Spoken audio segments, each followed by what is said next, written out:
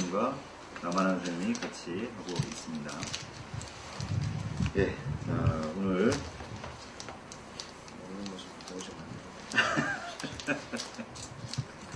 네, 뭐 자연스러운 모습으로 맛있겠어. CF처럼. CF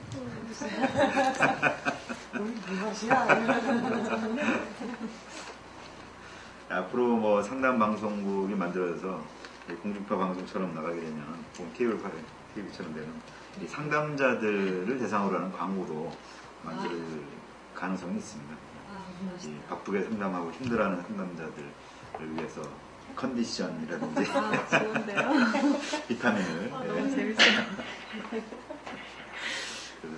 그런 광고 모델로 나갈 수 있는 준비를 지금부터 해주시면 좋겠습니다. 근데 이빨이 꼈어. 예, 뭐 저희가 맛있는 초콜릿을 먹고 있어서 방송 보시는 분들께서 부러워하실지 모르겠습니다. 예. 다음에 오시면 또 맛있는 거 드리도록 하겠습니다.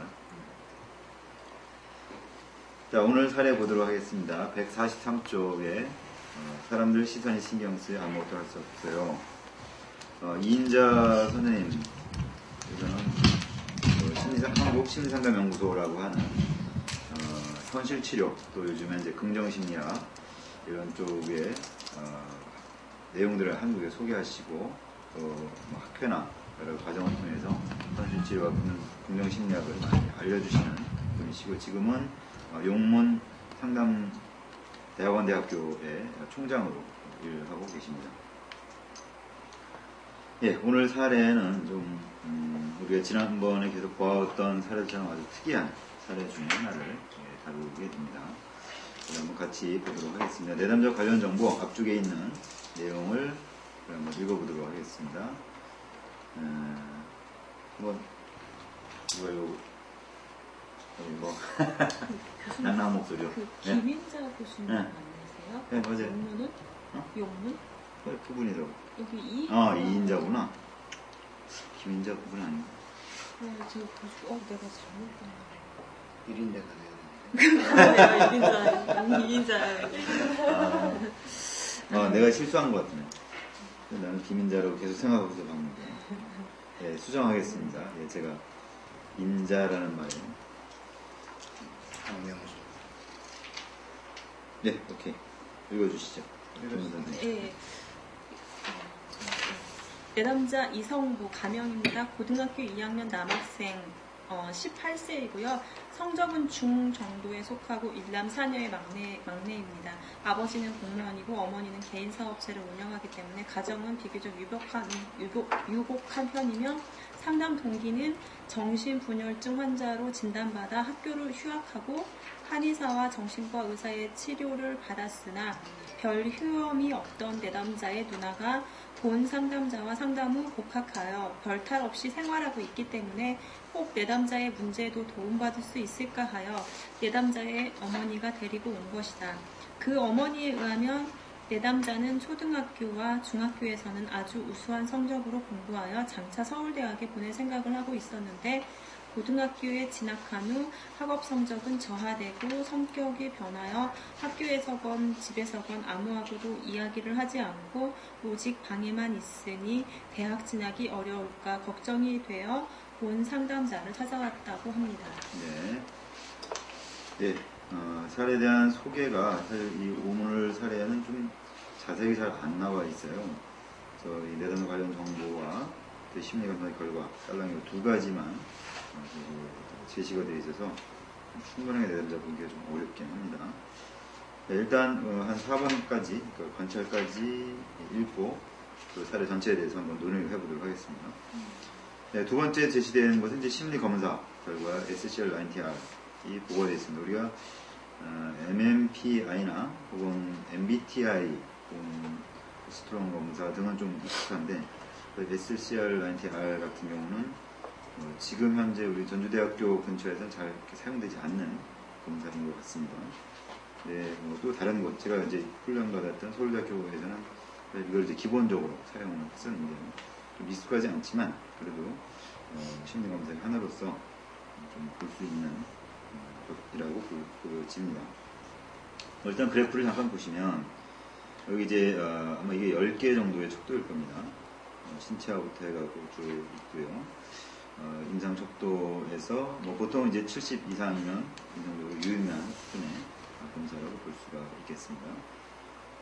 보면 여기 감각, 대인 예민성, 우울증, 불안증, 그리고 이제 특히 이제 높은 점수들이고, 그러나 다른 점수들도 되게 이렇게 높은 수치에 속하는 그 모습을 보여주고 있습니다. 이게 간이정신진단검사라고 이름이 되어 있듯이 MMPI 같은 좀 심층적인 검사라기보다는 간략하게 정신 상태를 볼 수 있는 검사로서 사용되는 것이고, 그래서 MMPI를 할 만큼 어떤 시간적인 혹은 뭐 인지적이거나 어떤 여유가 부족할 때 간략하게 살펴볼 수 있는 검사로 활용되고 있습니다. 여기 보시면 이제 이 검사를 해석해 놓기를 우울증, 감각증, 성격장애 이런 것이 형성했기 때문에 여러 가지 이야기를 써놨습니다. 내담자는 양심적, 성실하며 내성적인 성격의 소유자, 실제적 혹은 상상적인 위협에 대해서 심하게 불안을 느끼고 문제가 생기기 전에 미리 걱정하는 편. 느낌을 말로 표현하지 않지만 여러 신체적인 증상이나 어떤 행동에 느린 것, 사고의 지체 같은 모습을 보여준다. 남과 이제 깊은 정서적 관계를 형성할 수 있지만 자신에 대한 열등감, 세상에 대한 비판, 또 자신의 의무부담에 강박적으로 집착 등으로 인해서 실제 그런 대인관계 능력이 잘 발휘되지 못한다 라고 보고 있습니다.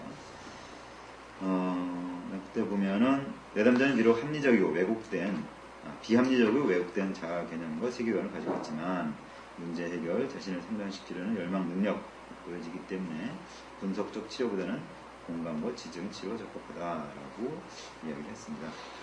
요 이제 맨 마지막 해석에 대해서는 맨 뒤에 나오는 그 슈퍼바이저의 코멘트에서도 좀 비판을 받았었는데요.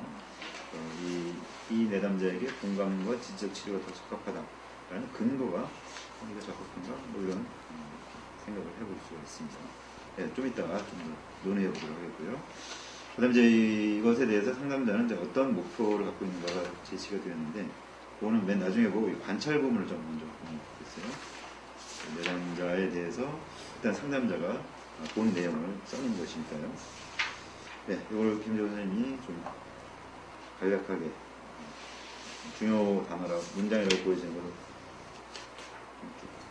좀 읽어주실까요? 호리한 몸에 키가 크고 다리보다 늘씬하게 보이고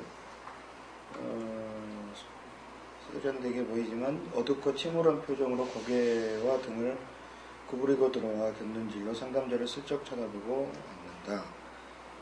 부끄러움을 감추려고 애써 미소를 띠려 하지만 웃는 것도 아닌 어색한 표정으로 아래를 내려다보고 마치 뇌성마비라도 걸린 것처럼 두 손과 목을 계속 비비꼬고 있다. 주변을 훔쳐보듯 슬쩍 둘러보다 상담자와 눈길이 마주치기 직전 아래로 피한다. 상담 초기에는 전혀 말이 없었으나 상담이 진행됨에 따라 상담자의 공감이 가끔씩 고갯짓으로 반응하다가 차츰 한 단어로 의사를 표현하기 시작. 처음에는 단락이 짧고 두서없어 알아듣기 어려웠으나 차츰 문장이 길어지고 조리 있는 말 구술. 상담자가 자기의 슬픔과 고뇌를 이해하는지에 대해 선생님 알아요? 하고 자주 의문을 던집니다. 중반기에 내담자는 스스로 상담을 이끄는 경향이 많아져서 상담실에 들어오자마자 자기가 생각한 것을 이야기하거나 확인하려 하곤 한다. 어린 시절 이야기는 학교에서 어려움 등을 이야기할 때 자주 목이 메고 하염없 눈물을 흘리다가 가끔씩 완고하고 확신에 찬 어조로 아버지 어머니를 비판, 분노, 적개심 나타내지만 상담이 진행됨에 따라 부드러워지고 비판이 줄어들고 자기 이야기로 화제를 돌리고 또한 이 확신해왔던 자신의 신념들에 대해 의문을 가지기 시작해서 때때로 새로운 행동 패턴의 가능성에 대해 타진했다가는 다시 불가능성을 이야기하며 뭉치러들고 그러나 얼굴 표정이 조금씩 밝아지고 미소를 띄우기 시작하여 비합리적인 자신의 행동을 이야기할 때는 가끔 큰 소리로 웃기도 한다. 전이의 해결 후 내담자는 더욱 적극성 띄고 자기 통찰을 시작, 점점 더 긍정적인 자기 통합을 행동으로 나타내려 시도. 하나의 행동이 성공적으로 끝날 때마다 다음 도전에 대한 두려움이 줄어들고 자신의 모험을 즐기는 것 같다. 처음에는 상담자의 조력과 자기가 무척 필요했지만 시간이 지남에 따라 독자적으로 자기가 배우고 터득한 것이나 모호한 부분을 확인하려고 도전한다. 따라서 차츰 상담자에 대한 구조 요청이 줄어들면서 종래 상하 의존 관계에서 1대1 대등 관계가 시작될 뿐만 아니라 때로는 상담자의 입장에서 서서 상담자를 공감하거나 맞닥뜨림으로써 상담자의 각성을 도우려고 시도. 상담자와 협의했지만 적절한 시기에 스스로 상담의 종결을 시도. 네, 고맙습니다. 네, 그래서 이상이 이제 상담자가 정리한 내담자에 대한 내용들이었습니다. 제한된 것이지만 일단 여기 있는 내용들을 가지고 내담자에 대해서 더 살펴볼 거, 혹은 여기서 유추되는 거, 또 우리가 토의해볼 만한 거 한번 얘기해 볼까요? 지금 방송에 참여하시는 분들도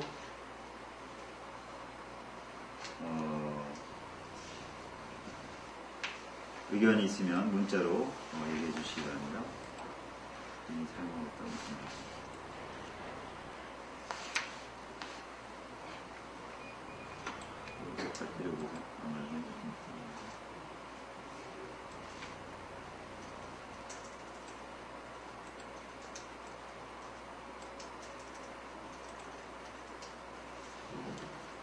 네. 김원 선생님 보시면서 얘기하고 싶은 거 있을까요? 내용을 좀 뒷부분까지 좀 읽어서요. 네, 마지막 원평 부분을 제가 다 읽은 줄 알았더니 안 읽었네요. 그래서 보니까 이분이 처음부터 끝까지 공감 지지, 그러니까 인간 중심적 그 상담 이론에 많이 그 베이스를 깔고 하셨더라고요. 그래서 이 내담자가 나중에는 한참 동안 첫태기 때 이렇게 초반기에는 좀 말을 않고 마음의 문을 못 열다가 나중에 결국에 이렇게 그런 과정들 보면서 저는 좋았는데 네, 뭐 상담 과정은 좀 이따 보고 네. 이 내담자에 대한 이해 부분에서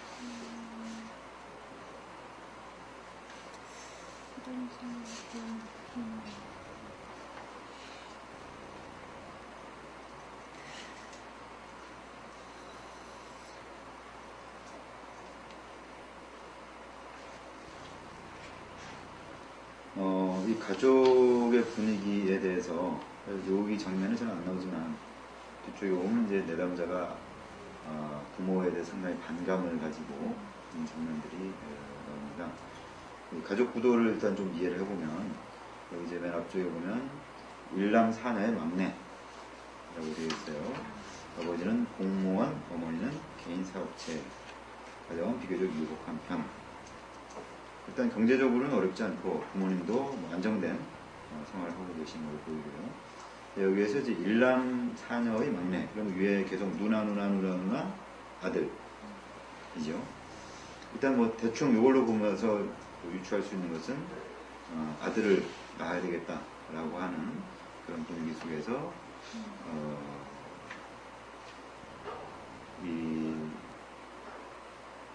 제가 지금 이은혜 선생님인 줄 알았습니다. 문자 이목 선생님이 이은혜 선생님입니다.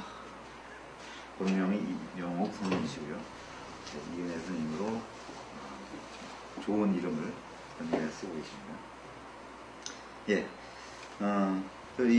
일단 어릴 때부터 아마 뭐 이런 구도 속에서 남자 아이라는 상당히 많은 관심과 기대를 받아왔을 것이다. 또 실제로 뭐 공부를 잘했다고 그러니까 서울대학교에 그런 생각을 할 정도로 정말 잘 해온 사람이었겠죠.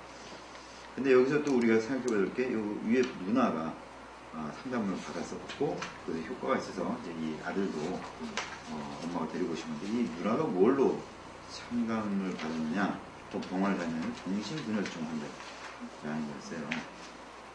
정신분열증이라고 하는 것이 물론 여러 가지 원인으로 생길 수 있는 거지만, 우리 가족치료 관점에서 보면 가족 내 역기능적인 상호작용 때문에 정신분열증이 생긴다라고 보고 있고, 그래서 이제 가족의 구조, 즉 여기서 구조라고 하는 말은 가족의 어떤 생활 규칙 혹은 그 가족 상호작용의 규칙이라고 하는 구조를 바꿔나가면서 정신분열을 치료할 수 있다라고 보는데, 뭐 그 관점에서 본다면 이 가족이 아버지 어머니가 안정된 직업을 갖고 계시고 잘 살고 있지만 거기에서 일어나는 가족 역동은 이 누나를 정신분열증으로 만들 정도, 그 다음에 이 아들이 또 여기서 상담을 보여주는 여러 증상을 나타낼 정도로 상당히 어떤 문제와 어려움이 있는 그런 가족 상호작용이 있는 것이겠구나.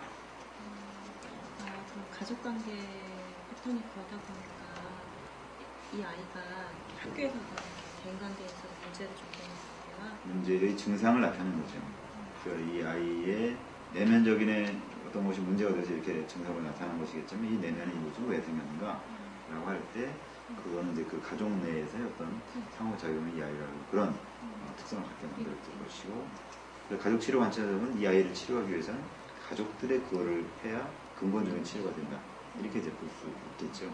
근데 여기는 개인 상담의 관점에서 물론 상호유래했다고도 볼 수 있겠지만, 이 아이를 대상으로 상담을 했고, 이 아이가 결국은 물론 바뀌었죠. 그래서 성공적으로 지금 살고 있는 것도 있지만, 그렇게 우리의 가족 구도를 이해할 수도 있겠다.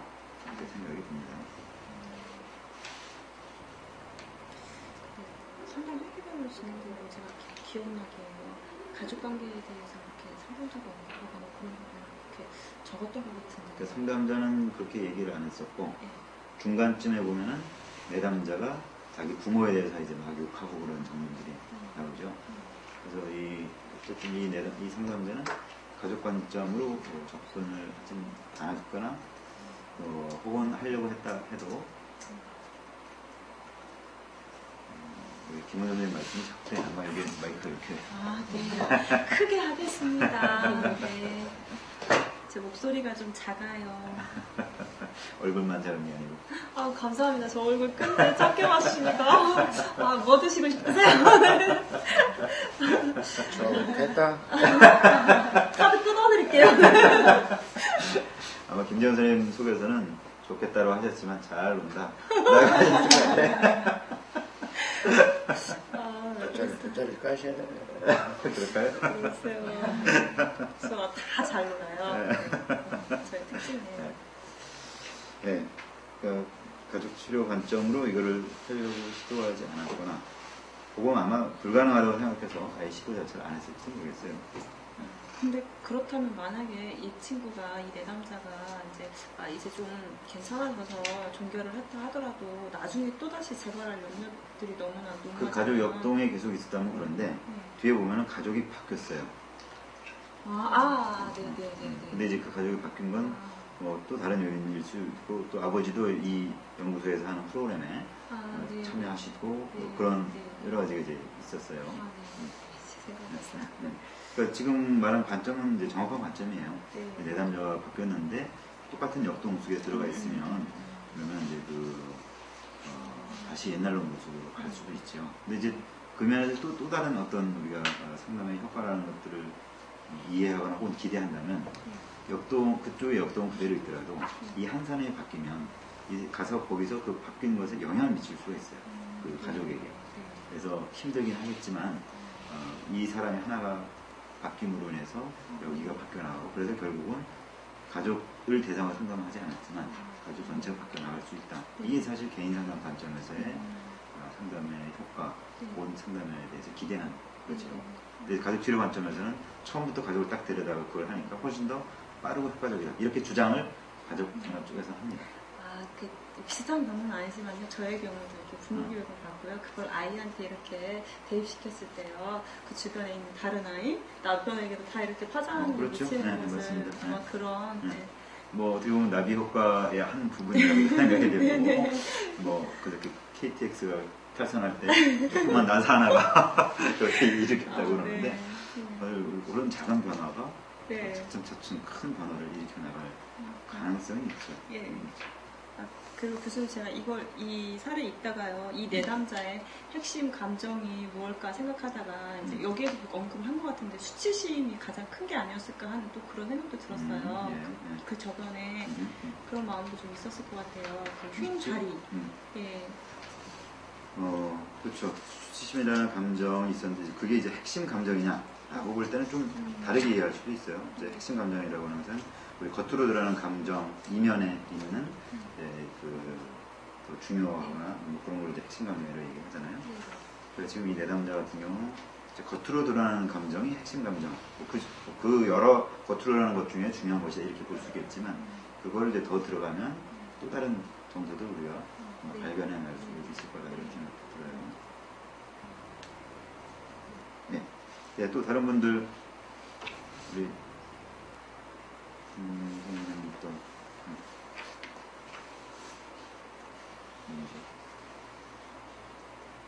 저희 뭐 남한한 사람 혹시 얘기를 할거 있을까요?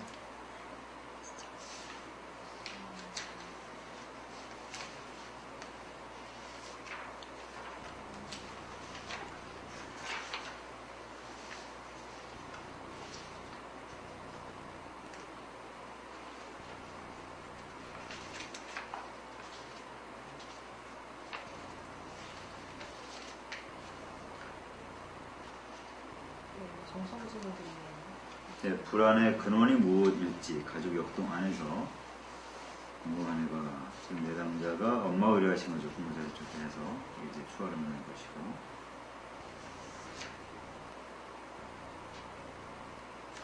예, 지금 정성대 선생님이 이제 불안의 근원이 무엇일지 가족 역동 안에서 궁금하다라고 제기해 주셨는데요. 여러분들 혹시 그거에 대해서 생각되시는 게 있을까요?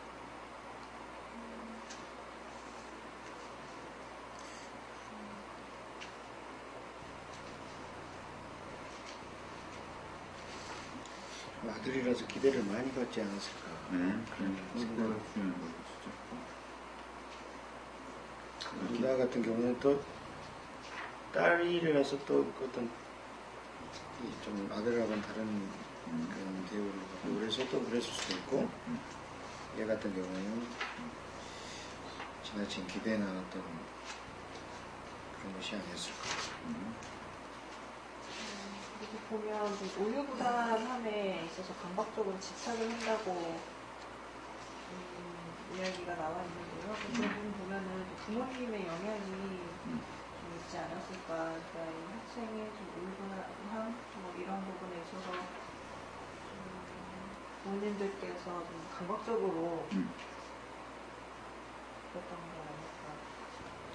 목적으로 이렇게 강요라기보다도 비판하거나 그런 식으로 그래서 불안감을 갖게 되지 않았나 생각하는데요. 추하루 선생님께서 내담자의 불안의 근원이라면 아들이라서 가졌던 기대가 누나의 정신분열증 때문에 잠시 줄었는데 다시 누나가 치료되면서 기대가 자신에게 오는 것에 대한 불안감이 아닐까 생각된다고 합니다. 그래서 누나의 병 때문에 더 많은 기대가 남자인 자신에게 오는 것에 대한 불안함이 아니었을까. 네. 근데 지금 말씀하신 부분이랑 저는 약간 같은 입장이에요. 그러니까 많은 기대를 받으면서도 또 한편으로는 그 기대에서 이 내담자는 좀 독립하고자 하는 그런 마음 두 가지 마음을 가지고 있는 것 같아요. 그래서 그 마음의 갈등이 불안한 것도 이렇게 좀 비슷한 의견인 것 같은데요. 그런 생각이 좀 들어요. 일단 이제 그분 하신 말씀 이제 기대가 이제 누나한테 기대 혹은 관심 혹은 걱정이 누나한테 갔다가 그쪽으로 완화되면서 자기한테 오는 것 이거 얘기를 했었는데요. 근데 이제 제가 아까 잠깐 얘기했지만 이제 부모에 대해서 이 내담자가 비판했던 게 157쪽 중간쯤에 있습니다.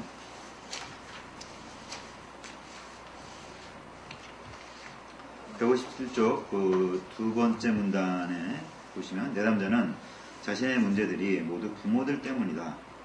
자신의 입장에 대해서 한 번도 이해와 공감을 해주지 않은 부모와 비인간적이라고 생각하는 아버지의 직업에 대해서 분노를 그러면서 차츰 격렬한 분노와 적개심을 드러내기 시작해 나중에는 언젠가 자기는 반드시 부모를 죽이고 말겠다는 맹세까지 했습니다. 아버지가 일하는 것과 수단 방법을 가리지 않고 돈을 버는 것만 알며 자식 가정을 상관없이 시간 있을 때 가족과 함께 시간을 보내지 않고 혼자 집에서만 하려는 이기적인 사람이라고 타도 어머니 알지도 못하면서 세상과 감선만 하면서 과잉분만 하면서 자기를 나약한 인간을 빌렸고 그래서 정말 몰라주는 등등등 돈으로만 해결하는 사람으로 묘사.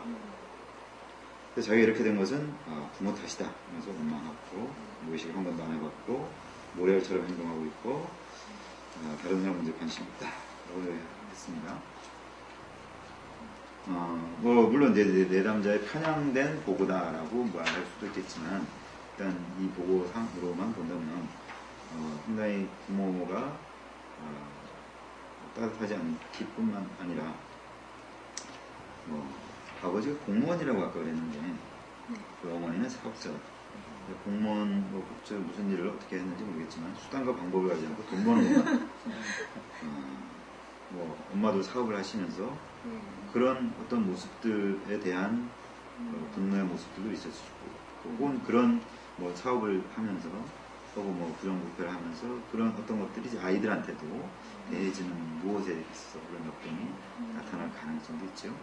그러니까 우리가 그냥 출생순이나 혹은 남자이기 때문에 관심을 받았던 그런 것도 우리가 이제 유추해 볼 수 있겠지만 또 이 부모들이 가진 어떤 특성들, 사회생활하면서 보여지는 모습들 이런 것들이 이 아이들한테 뭔가 이렇게 괴리감을 느끼게 하는 그런 것으로 작동했을 수도 있겠다 이렇게 볼 수 있겠고요.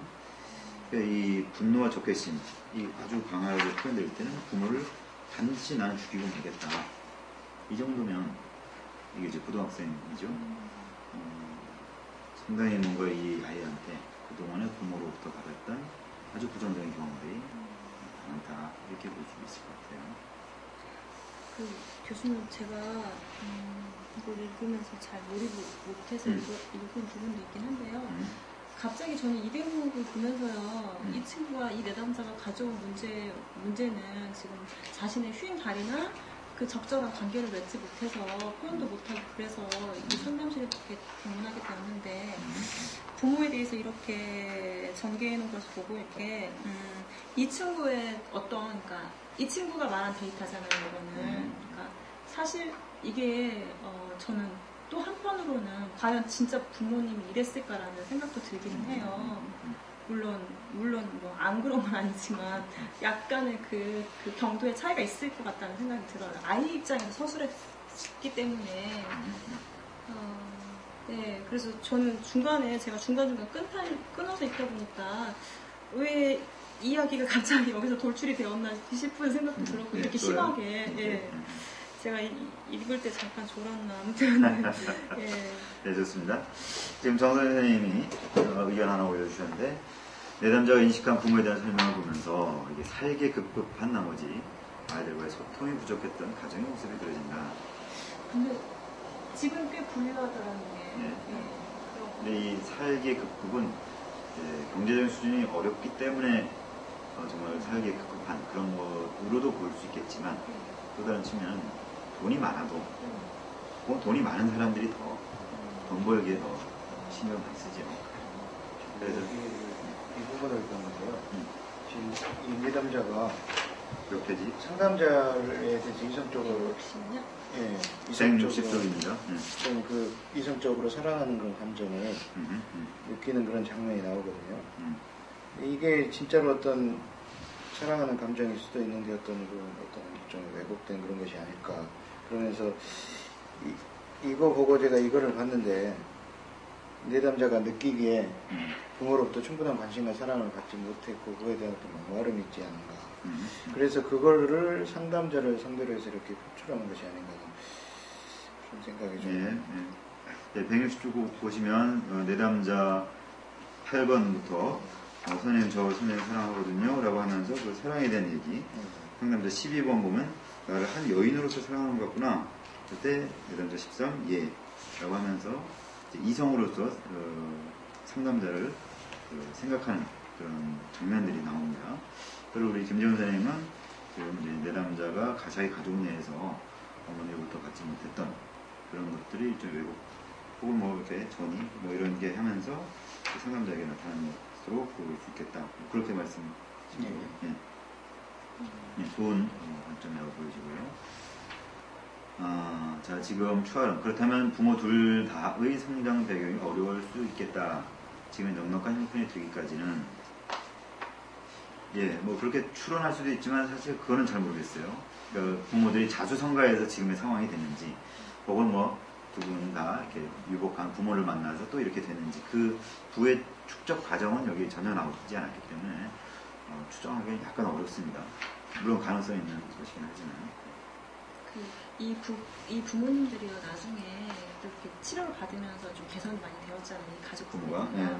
그렇다면 이 부모님들은 방법을 몰랐기 때문에 또 그러지 않았을까 하는 생각도 들어요. 이 친구가 이 내담자가 사랑에 대한 그냥 사랑에 대한 인정에 대한 그런 요구들이 저도 김지호 선생님 말씀하신 것처럼 그 부분은 좀 제가 봤을 때도 좀 그 부분이 느껴졌어요. 그래서 그것이 상담자에게로 이렇게 전이된 것처럼 느꼈거든요. 근데 나중에 그 순위가 이제 상담자가 바뀌죠? 예, 바뀌는 것을 보면서 예, 저도 그 부분이 좀 네, 같은 생각입니다.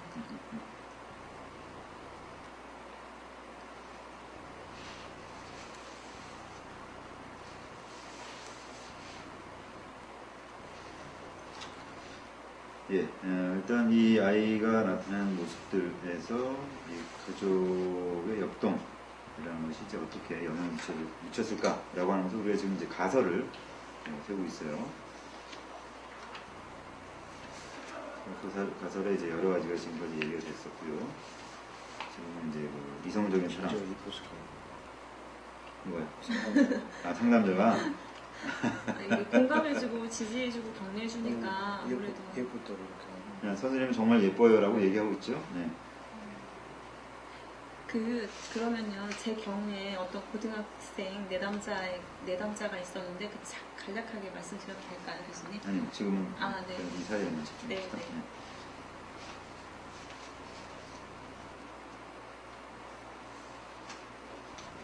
예, 또 다른 부분들 말씀 나누고 싶은 게 있으면 한번 다뤄볼까요?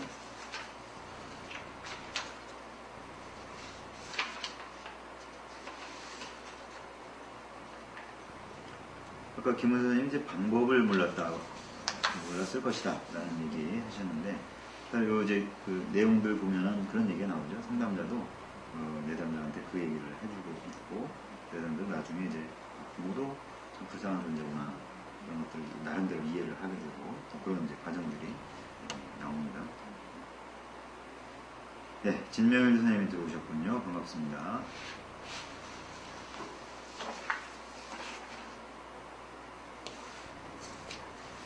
자, 그러면 일단 내담자의 그 상황에 대한 이해를 좀 받고요. 145쪽에 있는 상담자의 상담 준비 및 목표 그 내용을 한번 보도록 하겠습니다. 네, 여기 준비를 보면 비디오 시스템. 근데 이게 어떻게 활용됐는지 잘 모르겠어요. 이게 비디오 시스템을 준비했다 했고, 현재 목표를 보면 5가지 정도를 제시를 했습니다. 첫 번째는 이제 그 분위기를 잘 조성해서 자기를 이렇게 드러낼 수 있게 한다. 두 번째는 맨 마지막 문장 한번 보면 될 것 같아요. 그 모호한 장면을 그대로 수용한다. 수용이라고 하는 것. 그 분위기 조성 첫 번째, 두 번째는 수용, 세 번째는 자기 이해를 돕는 것. 그래서 뭐 여러 가지 방법들을 사용할 것이다. 네 번째로는 행동 변화 계획을 실습할 수 있도록 한다. 다섯 번째로는 내담자가 그 기법을 가까운 가족, 중요한 사람들에 이제 적용할 수 있도록 돕는다. 이런 목표들을 세웠습니다. 근데 이제 뒤에 슈퍼비전에서도 요거에 대한 언급이 나오는데요. 좀 너무 일반적인 목표다. 그러니까 이런 증상을 가진 내담자한테 구체적으로 뭘 적용할 것인가 라고 하는 얘기가 아니라 그냥 이 얘기들은 어떤 상담을 하든 다 그냥 기본적으로 말할 수 있는 일반의 목표가 아니냐 라고 슈퍼바이저는 이 부분에는 코멘트를 했습니다.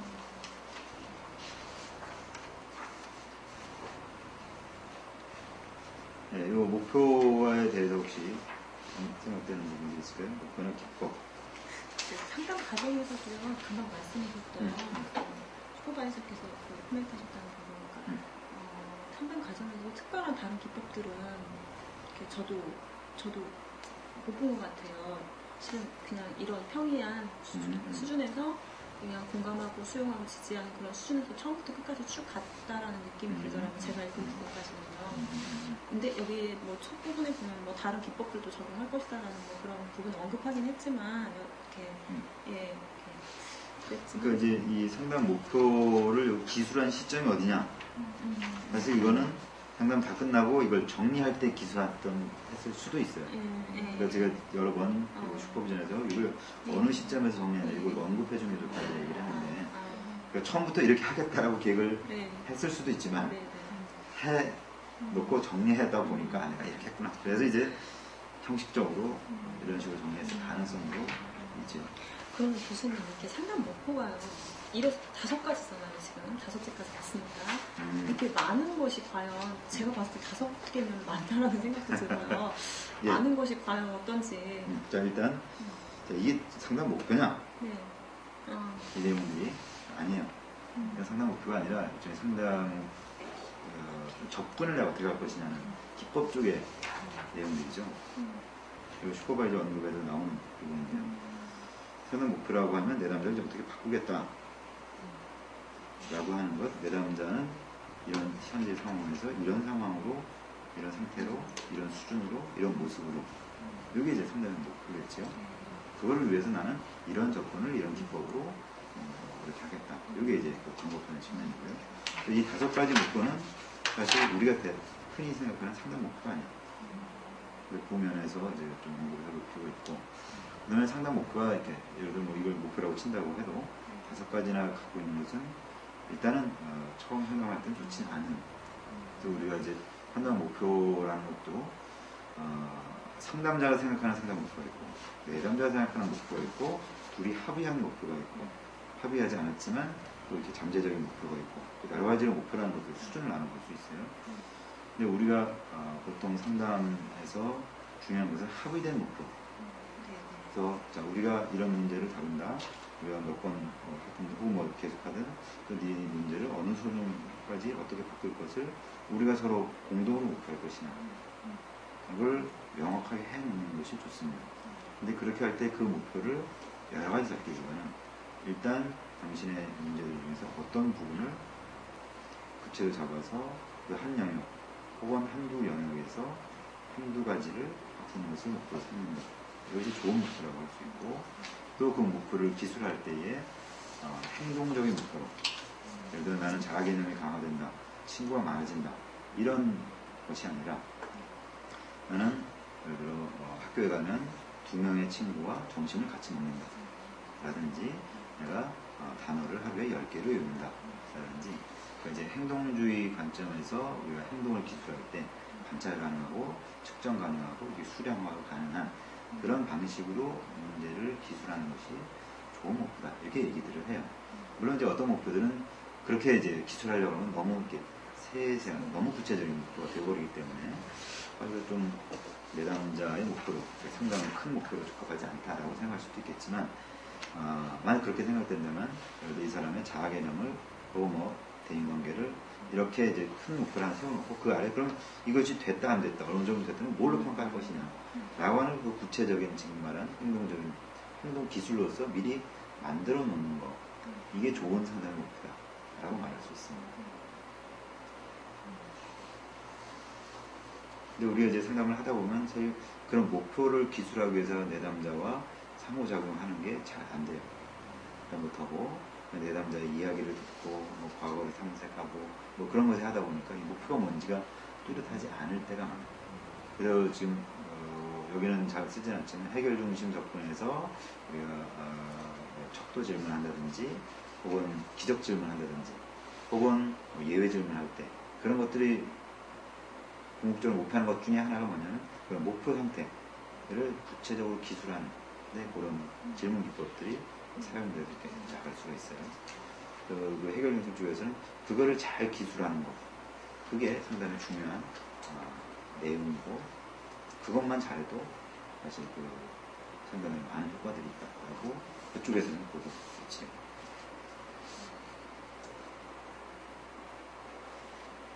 네, 상담 목표 부분에 대해서 혹시 참여하시는 분들 말씀하실 일 있으면 말씀해 주시기 바랍니다.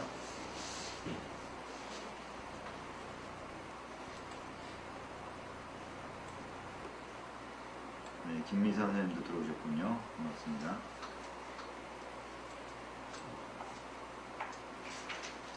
네, 참여하신 분들 한마디씩 이상은 이 상담 사례에 대한 내용 코멘트를 하셔야 됩니다. 뭐 인사만 하시든가 그거는 안 쳐줍니다.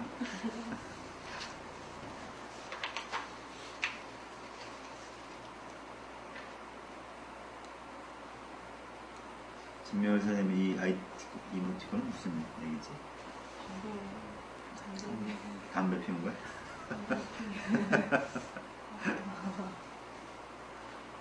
지금 담배를 안 피우는 걸로 아는데 담배 피우나? 아, 피우는구나.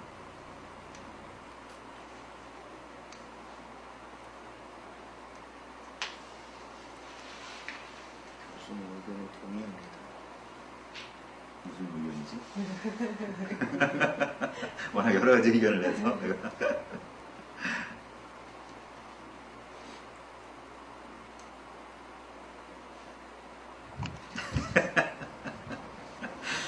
정신분석에서는 실수가 자기의 진심을 나타내는 거다라는 얘기를 하지요.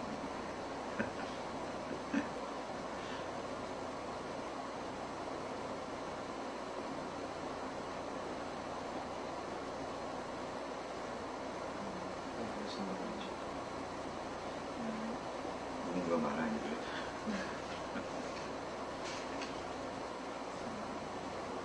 우리 박주화 선생님, 이명옥 선생님, 우리 또 김미선 선생님 의견을 주시기 바랍니다.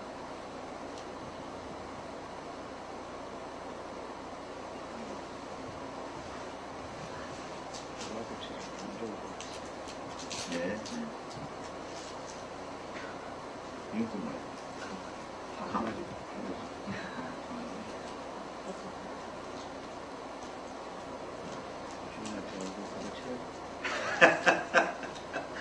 한쪽 눈탱이가 밤탱이가 된 강아지. 무슨 의미지?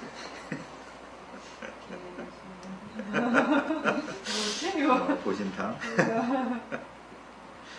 네, 상담 목표를 무엇에 맞춰 정해야 할까 어려운 생각이 든다. 네, 자신의 성장 이러면 다 들어가니까 무슨 말씀인지 좀 구체적으로 하면 좋겠다.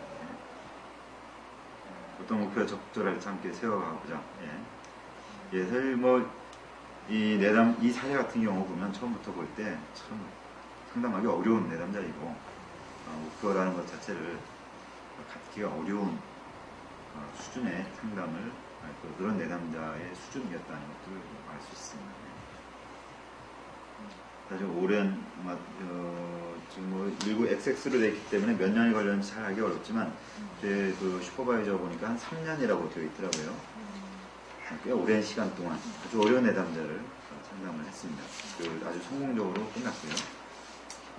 사실 우리 여러 가지로 이런 사례를 보면서 비판할 수 있지만, 정말 이제 우리가 그 장면에서 이런 내담자를 만났을 때, 이렇게라도 하기가 얼마나 어려울까, 그런 생각을 갖고 사례를 봐야 됩니다. 우리가 상담 사례를 통해서 비판을 통해서 우리는 많이 배울 수 있지만, 또 다른 측면에서는 이렇게 따라하는 것을 훈련하는 것도 우리가 배울 중요한 부분이다, 그렇게 생각하면 좋겠습니다.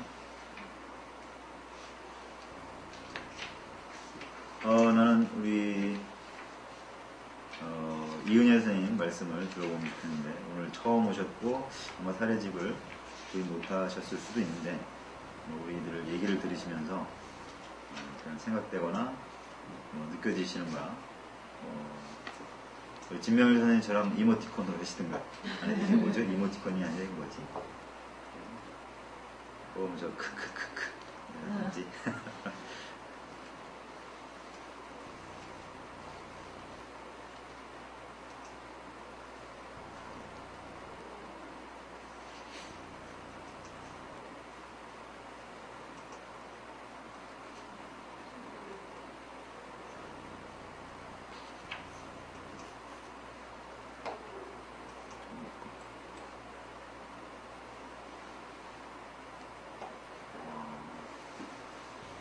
선물할 수 있네.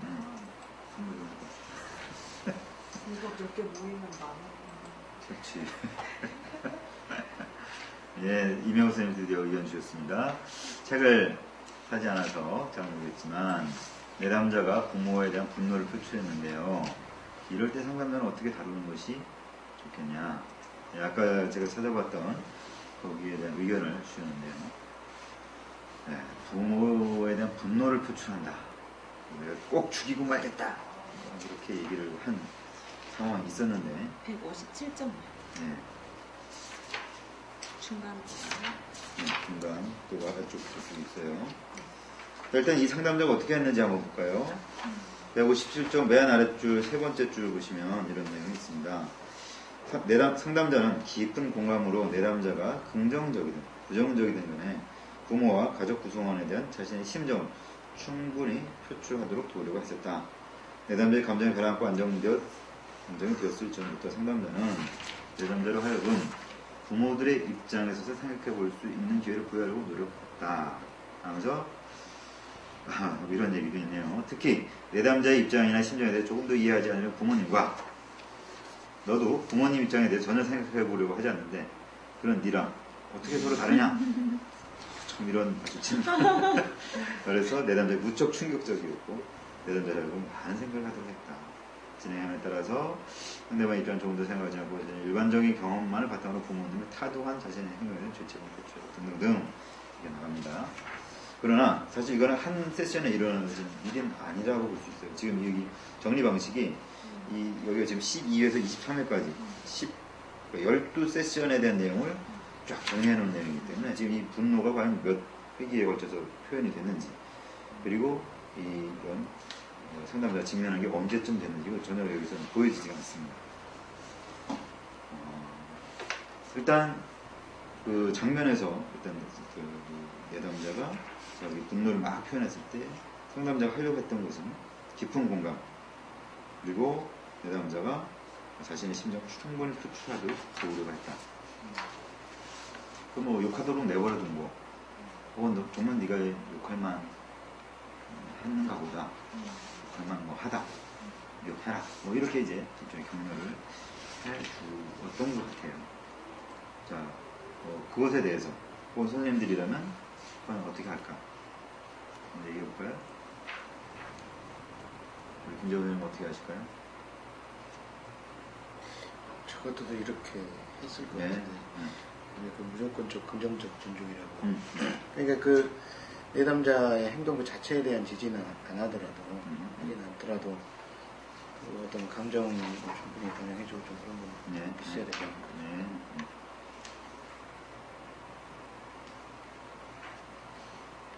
네. 김은 선생님.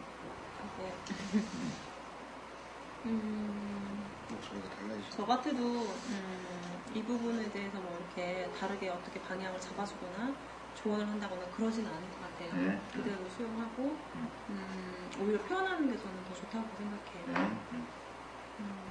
그래야 다음 상담에 있어서도 이 내담자가 좀 더 지속적으로 계속 이렇게 진솔하게 임할 수도 있을 것 같고 네 그럴 것 같습니다. 네, 우리 이은혜 선생님, 저희가 이제 그런 얘기들을 했는데, 선생님의 생각은 어떠신지. 자, 추아름 선생님, 받아주는 데 있어서 말보다 표정이 중요할 것 같아요. 무리하다, 당황스럽다는 표정보다는 그럴 수 있겠다라는 표정이랄까요? 했는데, 예, 사실 뭐 우리가 내담자한테 무엇을 전달할 때, 말의 내용보다는 말하는 사람의 비언어적이라고 하는 눈빛이나 표정이나 태도 이런 것이 더 중요하다고 그러죠. 우리 메시지 전달에서 한 80%는 그런 비언어적인 것들이 차지한다라고 그런 얘기들도 있습니다.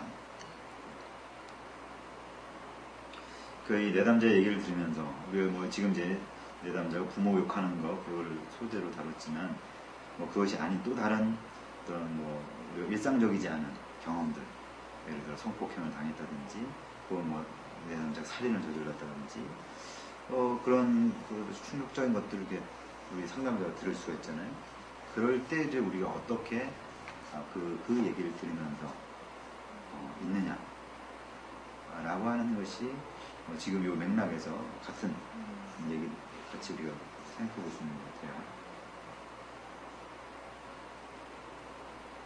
자, 그런 상황에 대해서 우리가 어떻게 할 것이냐. 우리 남한의 선생님 혹시 얘기해 보실까요?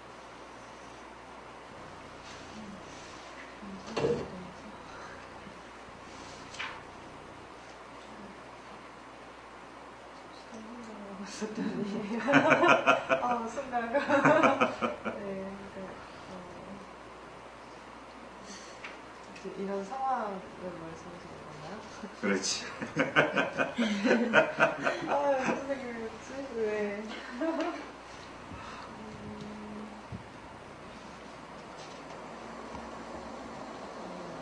네, 일단 좀 내담자가 굉장히 분노하면서 욕을 한다든지 이런 식으로 충분히 할 수 있는데 그런 것들을 상담자가 충분히 받아주고 추한 선생님이 말씀하신 것처럼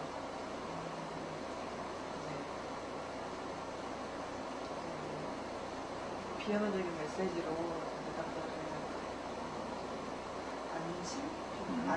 안전하다라는 느낌을 받을 수 있도록 해야 하지 않을까. 예. 김정은 주실까요? 저 같은 경우에도 내가 충분히 이해받고 있구나 라는 그런 마음이 들게끔 하는 게 좋을 것 같아요. 왜냐하면 더군다나 이 내담자 같은 경우에는 자기가 부모로부터 전혀 이해도 못 받고 배려도 못 받고 있다는 그런 생각을 하고 있는 거기 때문에 만약에 상담자한테서 그런 비슷한 모습을 보면 마음이 딱 닫아버리는 그렇죠. 그런 의미가 있고 저 양반이 나를 충분히 이해를 해주고 있구나 라는 그런 느낌이 일단은 들게끔 해줘야 어떻게 마음을 열고 이해할 수 있을 거예요. 그럼 이제 그게 목표인데 우리게 저 내담자가 충분히 이해받고 있구나라는 느낌을 갖게 하는 거가 목표야. 우리가 뭘 해주면 그게 이루어질까요? 일단 교수님 잠깐 이 생각을 했는데 제가 살인을 저질렀어요. 내담자가요. 성폭행을 당한 게 아니라 성폭행을 했어요라고 말을 한다면 그 말을 꺼내기까지는 이미 충분한 상담자와 내담자 관계가 충분히 그 라포 관계가 조성이 된 것 같아요. 그렇기 때문에 그 말도 꺼낼 수 있는 거고 내담자가 그렇지만 상담자가 그 말을 들었으면 분명히 충격적인 일이잖아요. 그렇다고 해서 그 상황에 놀라거나 그런 어떤 표정으로서 그런 표현이 드러나면 안 될 것 같다는 생각도 들어요. 그리고 그렇기 때문에 객관적인 상태를 속으로는 이 죽일 놈 나쁜 놈 할지라도 이렇게 그러면 안 되겠지만 네 편집해주세요. 그렇지만 객관적인 그런 상담자의 태도는 유지하고 지금 상담자 대 내담자로 이렇게 대면하고 있는 상태니까요. 상담을 하고 있는 상태니까 그러면서 그냥 조용히 계속 듣고 나는 당신의 이야기를 잘 듣고 있어. 이렇게 뭐 그런 비언어적인 그런 메시지만 보낼 것 같아요. 저도 그것에 대해서 어떤 말을 한다거나 그러기는 그건 차원이 거기에서 좀 더 다른 입장으로 그 상황을 볼 수도 있는데요. 네. 말하자면 내가 폭력, 성폭행 사람을 죽였다라고 말할 때 네. 자, 일단 선생님이 전제했던 게 뭐냐면 신뢰관계가 있기 때문에 말했을 것이다. 네. 그럴 수도 있어요. 아닐 수도 있어. 일종의 상담자를 테스트해보는 반응으로서 내가 이런 짓도 했는데 너 나 어떻게 할래? 라든지 내가 이런 얘기하는데 너 놀라지 않겠어?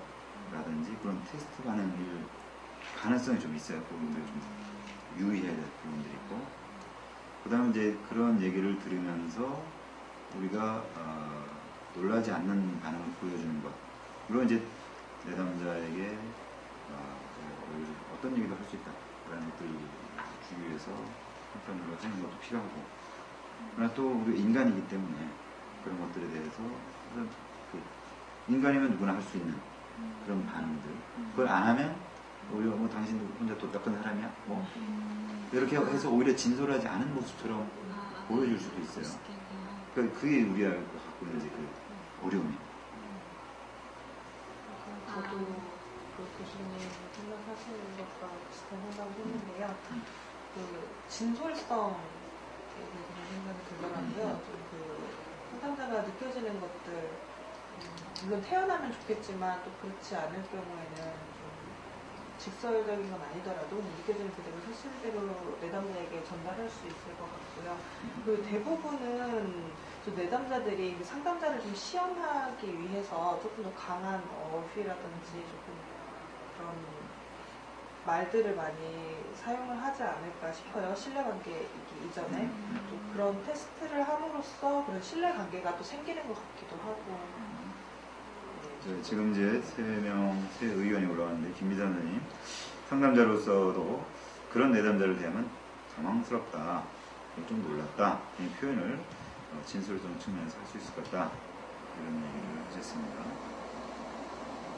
당황스럽다, 놀랐다. 그 다음에 이제 정 선생님의 질문은 좀 다른 건데요. 상담 초기에 말을 하지 않고 결국 상담을 받지 않겠다 라고 한다면 적절한 태도는요. 또 정 선생님, 오늘 이 회기에서 이런 얘기를 한 이유를 생각해 보는 건 어떨지. 그래서 지금 이 질문은 좀 나중에 다루고, 맨 마지막에 있는 파트는 아마 이제 그런 뭐 살인 얘기나 이런 상담자가 당황스러운 이런 얘기를 왜 지금 하느냐, 뭐 이유를 생각해 보는 게 좋겠다, 이런 의견이 있을 것 같습니다. 김희선 선생님 말씀하신 라는 그런 상담자의 느끼는 부분, 지금 자신의 그 말을 들었을 때 어떤 느낌이 든다, 어떤 신체 자각이 있다, 그렇게 자연스럽게 말을 해도 좋을 것 같다는 생각이 들어요. 상담자의 진솔한 측면에서 또 솔직한 거고, 그런 생각도 들어요. 거기에서 이제 우리가 여러 가지 주제를 다뤄볼 수가 있어요. 지금 말한 이제 표현에서의 진솔성이라는 측면과 또 내담자의 그런 얘기를 듣는 상담자의 이제 마음의 상태라고 하는 측면 같이 보아야 되는데, 일단 그냥 일반적인 전제로 얘기를 해본다면, 상담자는 어떠한 이야기를 들어도 크게 놀라지 않을 만큼의 심리적인 역량, 강인성, 이런 걸 가질 필요가 있어요. 들으면 이런 거죠. 이 의대에서 의사가 되려고 한다면 사람의 피를 봐야 되잖아요. 자기가 직접 사람을 배를 갈라야 돼. 그런 좀 끔찍하고 힘든 것을 눈으로 볼 수 있어야 의사가 될 수 있어요. 우리 상담자도 심리적인 측면, 인간관계의 측면에서, 행동의 측면에서 그런 종류의 사건들을 볼 수 있어야 된다는 거예요. 우리가 경찰이 되든 형사가 되든 다 그런 것들을 이렇게 접하는 것인데, 일종의 우리는 심리적인 측면에서 그런 일들을 하고 있는 거잖아요. 그럴 때 놀라고, 또 우리가 뭐 충격받고 막 그럴 수 있는데, 그거를 견뎌낼 수 있어야 우리는 이 일을 제대로 할 수 있다 라고 말할 수 있어요. 그래서 어떤 면에서 보면 우리 상담자는 자꾸 그런 충격적인 것에 이제 노출될 필요성도 있어. 우리가 사례를 공부하면서 물론 그럴 수도 있고, 영화를 보면서 그럴 수도 있고, 공포영화 저도 물론 안 좋아해요. 근데 어떤 면에서는 볼 필요가 있어. 왜냐하면 그게 뭐 과장된 측면이 있지만 사실 아는 사람의 실제 삶일 수 있거든. 혹은 그들이 어쨌든 주관적으로 경험하고 있는 그들의 이중론적인 세계죠. 우리가 그거를 같이 가주지 않으면 우리는 상담할 수 없어요. 그것이 무섭다고 해서 우리가 같이 안 가면 안 되는 거예요. 그러면서 우리 이제 그런 역량을 키워나가는 것, 이것이 아주 중요한 측면이다 라고 말할 수 있겠고요. 그 다음에 이제 이 진솔성이라는 측면에서 본다면, 우리 이제 제가 가끔 강의에 쓰는 대인과정 접근이라는 관점에서 보면 이런 얘기를 합니다. 내담자들이 어떤 자기의 증상을 이렇게 나타낼 때 이 사람 주변에 있는 많은 사람들이 이 사람한테 뭐 또 반응을 하지요. 근데 그게 보면 되게 이제 비판적이거나 판단해서 거부하거나 혼내거나 뭐 이런 반응들을 하는 거죠. 근데 이게 이제 내담자 입장에서 본다면 자기가 그런 걸 많이 받아왔기 때문에 익숙한 반응이야. 그러나 사실 내담자가 정말 바라는 건 아니에요. 내담자는 자기 이런 모습을 보고 사람들이 너도 얼마나 힘드냐, 참 고생한다, 네가 이렇게 화를 낼 만도 하지, 뭐 참 죽일 만도 해. 이렇게 이 내담자를 이해해준 반응을 얻고 싶은 거야. 근데 그건 안 와. 그리고 이 나쁜 놈, 네가 그러면 돼, 뭐 네가 뭐가 잘났다고 하면서 그런 반응이 와. 그래서 이 내담자는 익숙하지만 원하지 않는 반응을 계속 받아갔어. 근데 상담은 뭘 해줘야 되냐? 그걸 거꾸로 해줘야 되는 거야. 이 사람한테 익숙하지는 않지만 이 사람이 정말 바라는 거. 그래서 제가 아까 예를 들었던 그런 참 고생한다, 힘들지, 이거 정말 그렇게 사람을 죽일 수밖에 없는 이유가 있었을 거야. 라는 방식의 반응을 바꾸자 한다는 거예요. 그걸 상담에서 제시해줘야 됩니다. 이게 이제 대인과정 접근에서 말하는 거예요. 근데 이제 거기에 진솔성이라는 걸 이제 또 하나 넣으면 이 내담자 주변에 있는 사람들이 사실 이 내담자에 대해서 예를 들어 분노 감정이 있을 때 분노를 야 이 나쁜 놈아 라고 표현하는 것도 하나의 진솔성일 수 있지만 그건 파괴적인 진솔성이죠.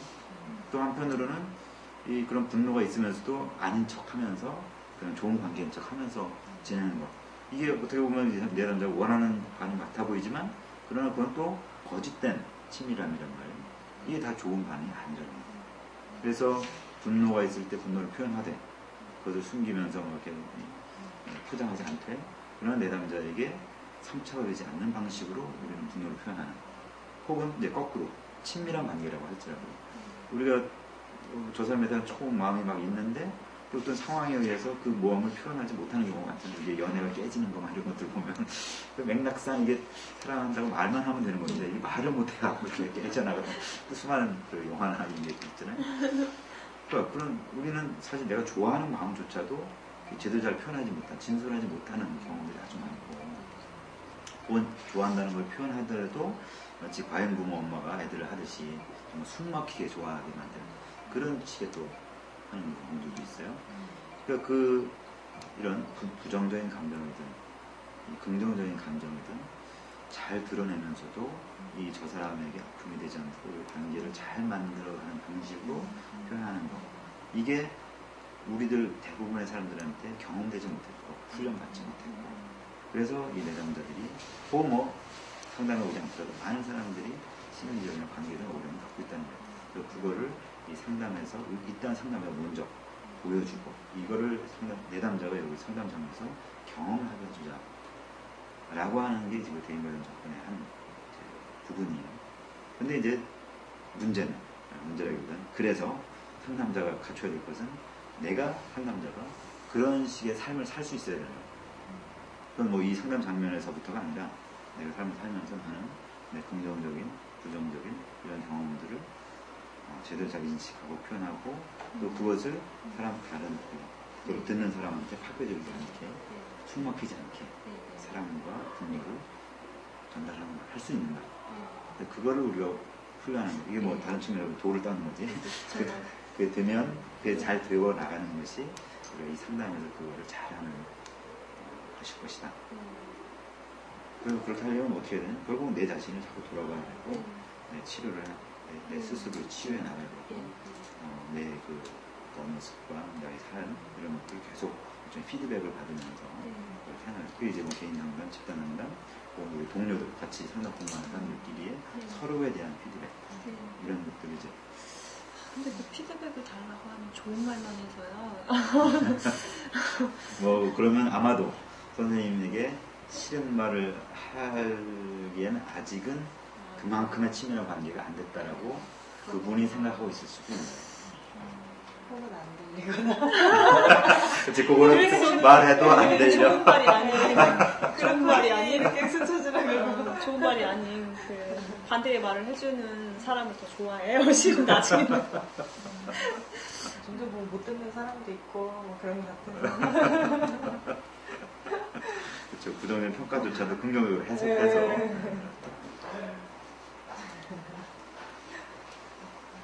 자, 좀 전에 박주환 선생님 얘기가 올라왔었는데요. 김미선 선생님 말씀에 공감합니다. 그런 내담자 이야기에 당황스러움을 감추려고 하기보다도 어느 정도 진솔성의 반응이 오히려 더 관계 형성에 도움이 된다. 네, 그렇죠. 참, 뭐, 당신 이야기를 들으니까 참 당황스럽고 깜짝 놀란다. 교수님 아까 말씀 중에 좀 궁금한 부분이 그 내담자들이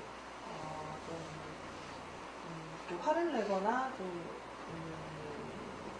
비정상적이라고 해야 되나?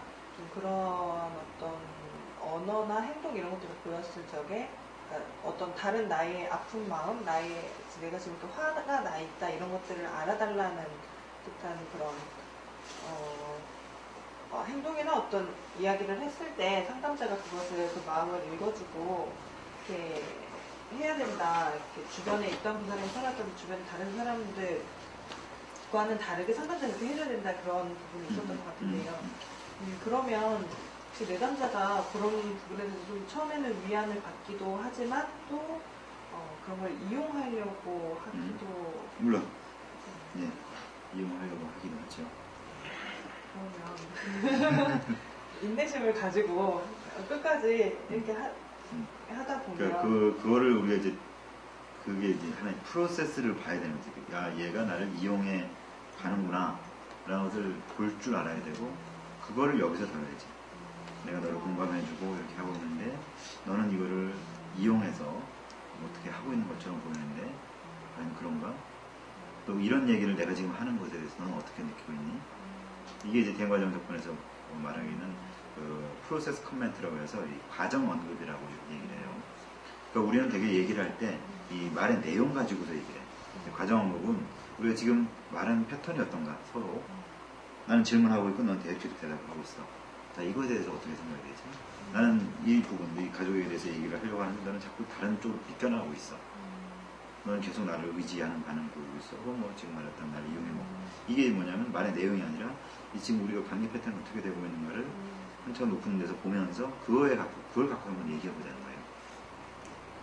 그런 것도 아까 우리가 얘기했지. 우리 마음을 솔직하게 건설적으로 표현하지 잘 못했던 것처럼 우리는 이런 프로세스 커멘트라고 하는 것을 우리가 설명을 잘 하지 않아요.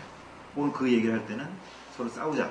너 왜 그런 식으로 말하고 있어? 뭐 이렇게 하면서 싸우자라고 할 때 우리 보통 그런 식으로 얘기해요.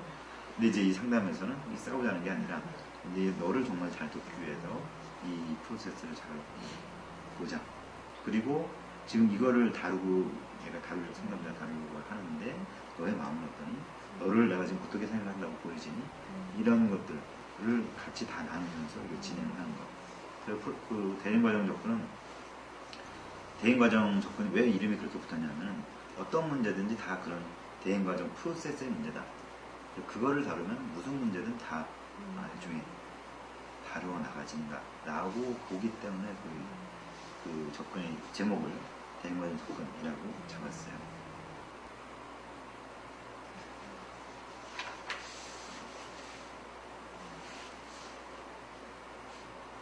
네, 지금 조금 다른 관점으로 이게 얘기가 흘러갔는데 혹시 뭐 지금 얘기 들으시고 생각되는 게 있으면 말씀해 주실까요?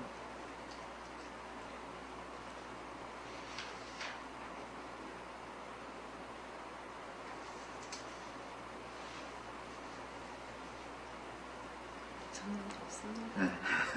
자, 그러면 뭐 지금 얘기했던 거 더 의견 있으면 좀 올려주시고요. 중간에 다음에 말하자고 제가 했던 게 정성윤 선생님이 올렸던 질문 중에 잠깐만. 지금 정 선생님 또 다른 걸 올렸는데 상담자의 진실성은 어쩌다 그런 끔찍한 일이 생기게 됐는지에 대해서 내담자에 대해 궁금해야 되는 거 아닐까요? 궁금할 수도 있어요. 그리고 이제 뭐 그거를 궁금해서 질문하면 그건 이제 구체화 질문, 명료화 질문일 수도 있고요. 근데 이제 진실성 측면에서 봤을 때 궁금해야 되는 거, 이건 어떤 머스트, 의무로서 말씀하시는데 우리는 그 상황에서 궁금할 수도 있지만 또 상담자의 그 상황에서의 경험을 궁금하지 않을 수도 있죠. 좀 자유를 줄 필요가 있지 않을까 그런 생각도 좀 듭니다. 네, 기법상으로 뭐 구체화 질문을 그 온정적인 분위기 속에서 해나가는 것도 전략 하나로 할 수 있을 거라고 생각합니다. 예, 그 위에서 정 선생님 질문하셨던 것 중에 상담 초기에 말을 하지 않고 결국 상담을 받지 않겠다라고 할 때 상담을 어떤 대처를 하는 게 적절하겠느냐 이런 질문을 하셨는데요. 그러니까 이 사례가 지금 그랬죠. 1, 2, 3회를 하고서 이 상담은 종결됐었습니다. 네, 다시 나올까요?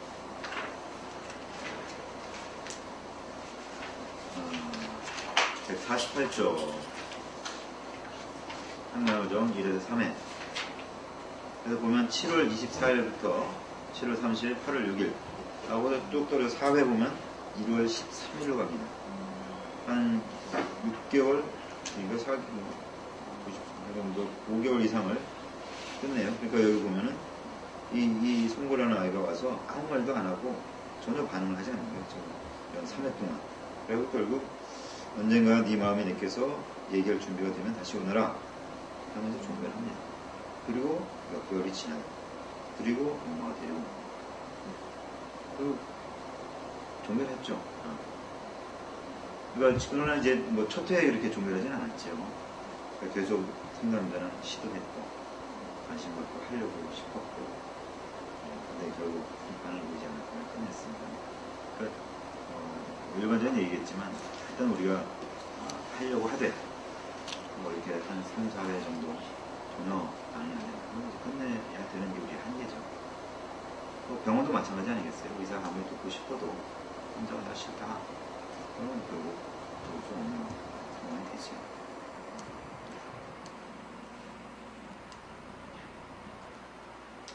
예, 지금 진명 선생님 상담자가 단지 호기심을 충족시키기 위한 궁금증이면 좋은 궁금증이 아니고 리딩을 이끌기 위한 혹은 내담자에게 도움이 되는 궁금증이면 괜찮을 듯합니다. 그렇죠? 그러니까 상담 전략으로서 우리가 궁금증을 가지고 질문해 나가는 것이 좋은 것이다. 그리고 처음에 상담을 오실 때는 어떤 도움을 받기 위해 오셨을 것 같은데 라고 추가 질문을 올려주셨고 정선 선생님 어떤 이유로 상담을 그만하고 싶으신지 궁금한 마음이 든다 라고 말하는 건 어떻겠느냐. 이거는 추가 선생님 말이었고 위에 정선 선생님 호기심이 아닌 내담자 측면에서 내담자에 대해 궁금해한다는 의미로 말씀드렸어요. 네. 지금 여러 사람들이 서로 다른 장면에서 서로 다른 맥락에서 말하고 있어갖고 네. 예, 일단 뭐 정 선생님의 것은 이제 위에 진멸 선생님 질문에 코멘트에 대한 대답으로서 하셨던 거고 초람 선생님 이 내담자에게 왜 그만두려고 하는지라고 물어보는 게 좋겠다라고 하는 거고요. 예, 좋은 질문일 수 있습니다. 그리고 그만두고자 하는 이유를 다루면서 상담이 지속해 나갈 수도 있고 그게 사실 이 내담자의 핵심 문제일 수도 있어요. 그러니까 상담을 받으러 오면서 도움을 받고 싶다라고 하지만 진행하면서 왠지 싫어 라고 할 때 그 싫은 마음 그래서 그 싫은 마음을 상담을 포기하는 것으로 행동화하는 것 이게 이 내담자의 문제 핵심일 수도 있어요. 그거를 이제 좀 다루는 거 중요한 상담 접근이라고 할 수 있겠습니다. 예, 오늘은 이렇게 참여하시는 분들이 많이 의견을 올려주시니까 아주 적극 활발한 분위기가 되는 것 같아서 좋습니다. 본 사례에서 정선 선생님 5개월 후에 찾아온 내담자는 상담자의 3회기 접근이 적절해서였다 라고 판단할 수 있나요? 네. 어떠실까요? 3회기 때 반응을 잘했기 때문에 이 내담자는 다시 왔다.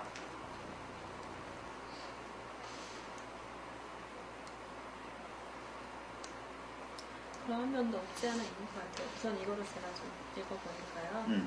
그런 면도 그 영향이 물론 있었다고 생각해요. 그리고 어머니 이끌려서 이렇게 비자발적으로 지금 제쳐온 게 아니고 내담자가 상담을 다시 시작하겠다라고 말을 하고 어머니와 같이 방문한 상황이기 때문에요.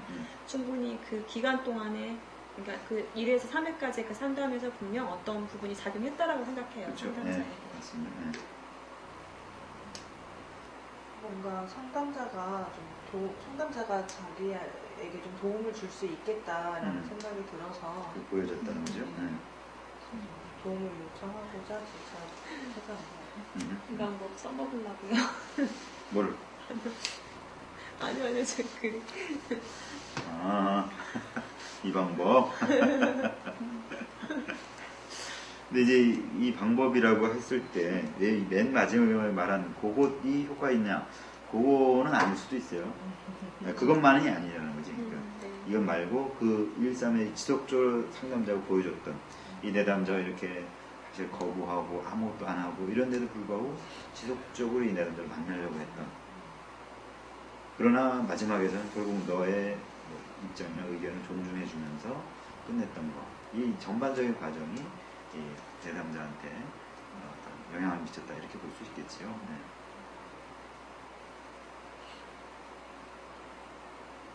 네, 진멸 선생님, 내담자가 원치 않는 것을 상담자가 붙잡게 되면 책임을 지는 문제도 있고 해서 억지로 붙잡지 않는 것이 좋지만 무동기한 내담자를 상담자가 인스파이어 하는 것이 매우 중요하다. 네, 그 동기를 부여하는 것도 상담자에게 중요합니다. 그런 내담자에게 김미선 선생님, 그래도 여전히 변화에 대한 동기가 있을 거라고 볼 수 있겠는데 이 점을 상담자 놓치지 않았으면 좋겠습니다. 지지적으로요. 예. 사실 참 이렇게 끝내는 것, 그러니까 이렇게 안 하려고 했을 때 끝내는 것도 하나의 방법이지만 어쨌든 상담자 계속 하려고 노력하는 거, 그 긍정적인 측면을 뽑아내려고 하는 거 중요합니다. 사실 결과적으로 끝냈지만 사맥이 끝냈지만 이 상담자가 계속 그런 노력을 했다라고 볼 수 있지요. 그래서 이 3회기 이상, 뭐, 물론 더 와라 해서 더 갈 수도 물론 있었겠는데, 사실 어느 시점에서 그러면 계속 노력하다가 끝내야 되느냐? 정답은 없습니다. 그러니까 그래서 이게 이제 상담이 아트냐, 사이언스냐, 이 논쟁이 계속 있는 거예요. 사이언스라고 하는 것은 몇 회기 하면 끝 해도 된다라는 게 사이언스죠. 아트는 감이야, 감. 한나라의 감.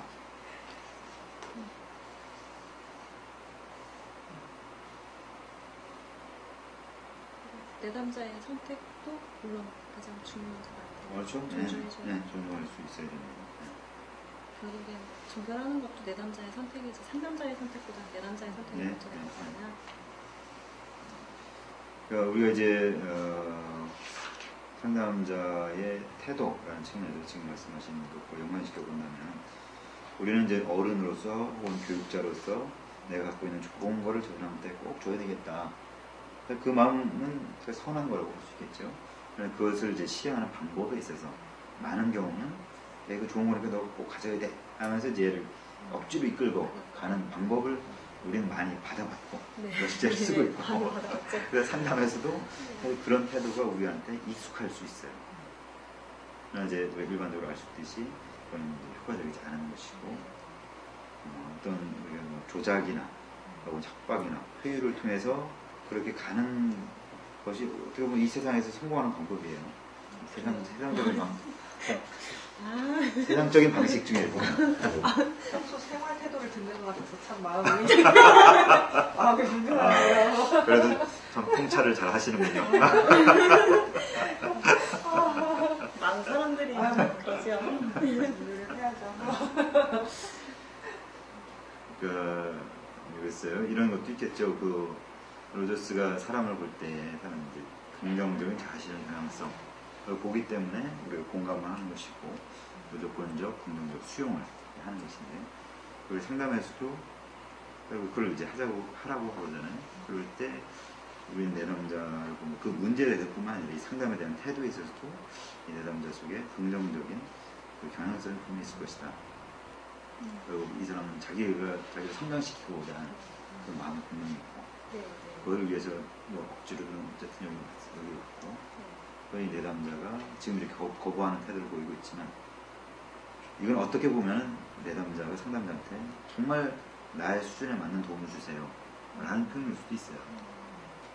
그래서 이 해결중심 상담 접근에서 갖고 있는 태도 중에 하나가 이런 게 있어요. 내담자를 항상 협조적으로 보기. 내담자가 이렇게 거부하고 나 상담 못해 뭐 이렇게 말 안 하고 이것도 내담자가 상담에 협조하고 있는 거다. 왜?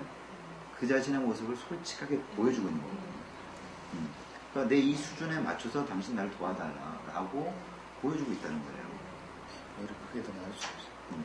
그러니까 이거를 저항으로 해석하는 것은 이런 수준에 접근하지 못하는 상담자의 변명이에요. 어떻게 해야 될 것이냐 이거 우리가 연구하고 그대로 들어가야 되는 것입니다. 예, 이명호 선생님. 예, 바로 답변을 드리지 못해서 컴퓨터가 말을 안 들어서 아까 나가셨던 것 같아요. 그러셨는데 많은 의견을 감사드리고 선생님과 함께 나누니까 참 좋고 예, 이런 과정들이 좋습니다. 정말 좋네요. 의견들을 많이 달아주셔서 말을 많이 안 해도 되고 정말 좋아요. 아, 지금까지 많이 힘드셨군요. 지난주에 앵커 같았어요. 이렇게 교수님하고 저하고 하면서요. 앵커가 뭘 진행하는 것 마냥. 지난주에 참여를 안 해가지고. 아, 아, 그러겠군요. 너무 좋아요. 지금 이렇게 바라보고 있으니까요. 이제 끝날 무렵 돼가니까. 댓글들을 바라보니까 좋아요.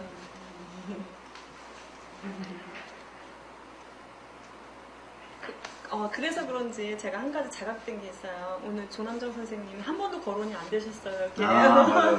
내가 앞으로 부를 필요가 없었구나. 말씀 안 하셨어요. 아, 네. 많이 나오고 있어서 그러니까. 아까 제가 문 열 때 안 열어주더니 응. 미인들이 문 여니까 딱 열어주시더라고요. 역시 미인을 알아보세요. 미인에 약하다니까. 문제는 여기서 미인이 왔다는 걸 몰랐어요. 일단은 나갔어. 직감적으로 알았어요. 직감. 예, 그 미인의 냄새를 맡는 그런. 이 김재원 선생님의 마음에 뭔가 지금 차별대우를 갖고 있다는 그 분함이 있는 것 같아요. 제 사례를 좀 달아주시고.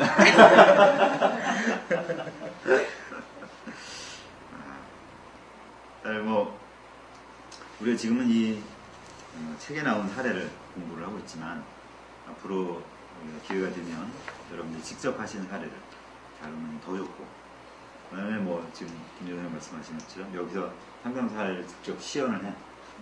그리고 그거를 또 같이 토론하고 있어요. 재밌겠는데요? 네. 그러니까 제가 수업에서 가끔 이제 그런 걸 하고 있고, 또 지난주 우리 전북 상담학회에서도 그런 일을 했었고, 그런 어떻게 보면 라이브 슈퍼비전이라고 볼 수 있겠는데, 우리가 상담 훈련을 할 때 가장 좋은 방법은 라이브 슈퍼비전이라고 할 수 있어요. 근데 이제 지금 제가 말하는 건 시연이지만, 우리가 이제 그 실습 세팅이 잘 갖춰진다면, 미국에서 훈련 받으신 분들이 그런 얘기를 많이 하시는데, 거기는 이제 상담실이 쭉 있고 상담을 하면은 이쪽에 일반경이 쫙 있어. 이게 스피커 시설이 있고, 그래서 슈퍼바이저가 딱 다니면서 여러 상담자들이 하고 있는 것들을 그냥 보는 거야. 그럼 그 안에 실제 내담자예요? 실제 내담자는. 네네네. 물론 동의 다 받고 하는 거죠. 네네. 그래갖고 상담 끝나면 바로 이제 끝나고서 슈퍼비전을 가는 거야. 네. 자기 사를 갖고. 네. 그러니까 내가 지금 하는 것이 바로 이제 보여진다는 것들을 염두에 두고 하는 것이고, 그게 이제 한편으로는 부담이지만 또 한편으로는 일종의 내 지지자, 내가 실수를 하더라도 이거를 금방 깨우쳐주고 다음에 이걸 보완할 수 있는 그 전문가가 있다는 게 얼마나 큰 이제 어떤 안심될 수 있는 부분이 있죠. 그래서 그거를 하면서 정말 그거를 1년, 몇천 시간을 이렇게 상담하면 정말 실력이 늘어나는 거죠. 그러니까 우리는 그런 면에서 너무 상담 실습이라는 것에 있어 시스템적으로 갖춰지지 않아요. 이상적으로. 좋은 시스템. 그럼 라이브 상담은 그 자리에서 저부터 하시고. 다음번은 이제 사례집 말고 우리끼리 이제 아니 그거 가능해요.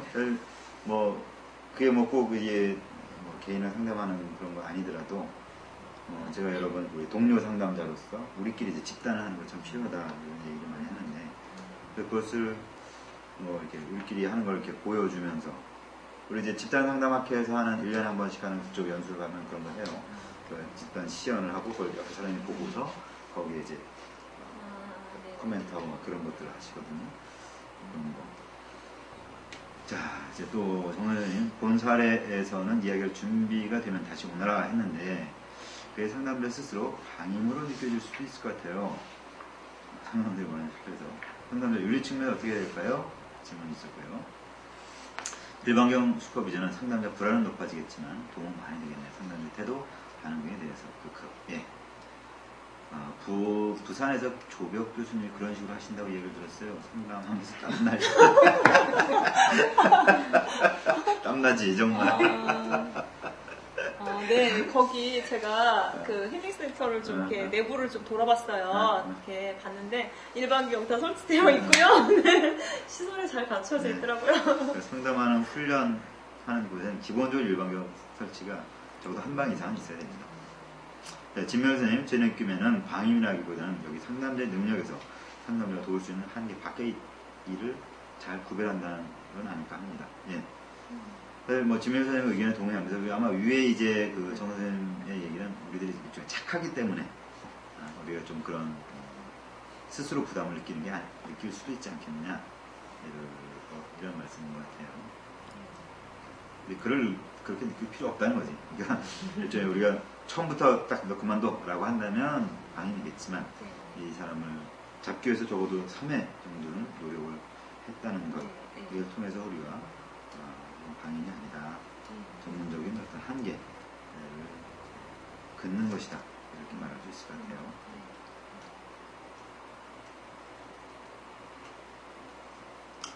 예. 지금 이제 8시 반 정도 됐으면 앞으로 한 30분 정도 남았는데요. 지금 이제 이 사례들을 여러 가지 내용들이 참 많이 있습니다. 혹시 여러분들 중에서 이 내용들 중에 어느 부분을 다루면 좋겠다 생각되시니 혹시 있으시면 올려주시면 그 부분을 다뤄보도록 하겠습니다.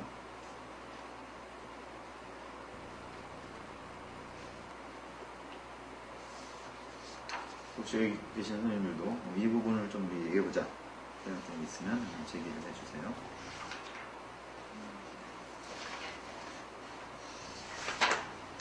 네, 전원 선생님. 162페이지에 보면 160, 재밌게 가능한 166? 24에 보면 저 키스 한번 해주실 수 있어요? 아니, 잠깐만, 어디 몇 페이지? 162페이지에 보면 162페이지 내담자 24. 내담자 24번. 자, 우리 같이 참여하시는 분들 같이 봐주시기 바랍니다. 162쪽 내담자 24번. 네.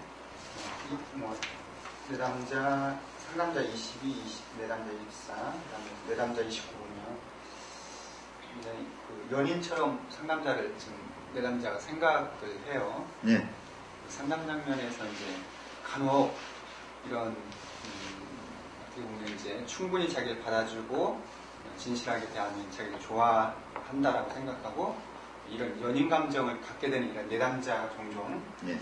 있거나 아니 처음부터 상담자가 잘 받아줄 걸 알고 이제 연인처럼 뭔가 이렇게 좀 연습하기 위해서 오는 내담자도 있고 그런데 네.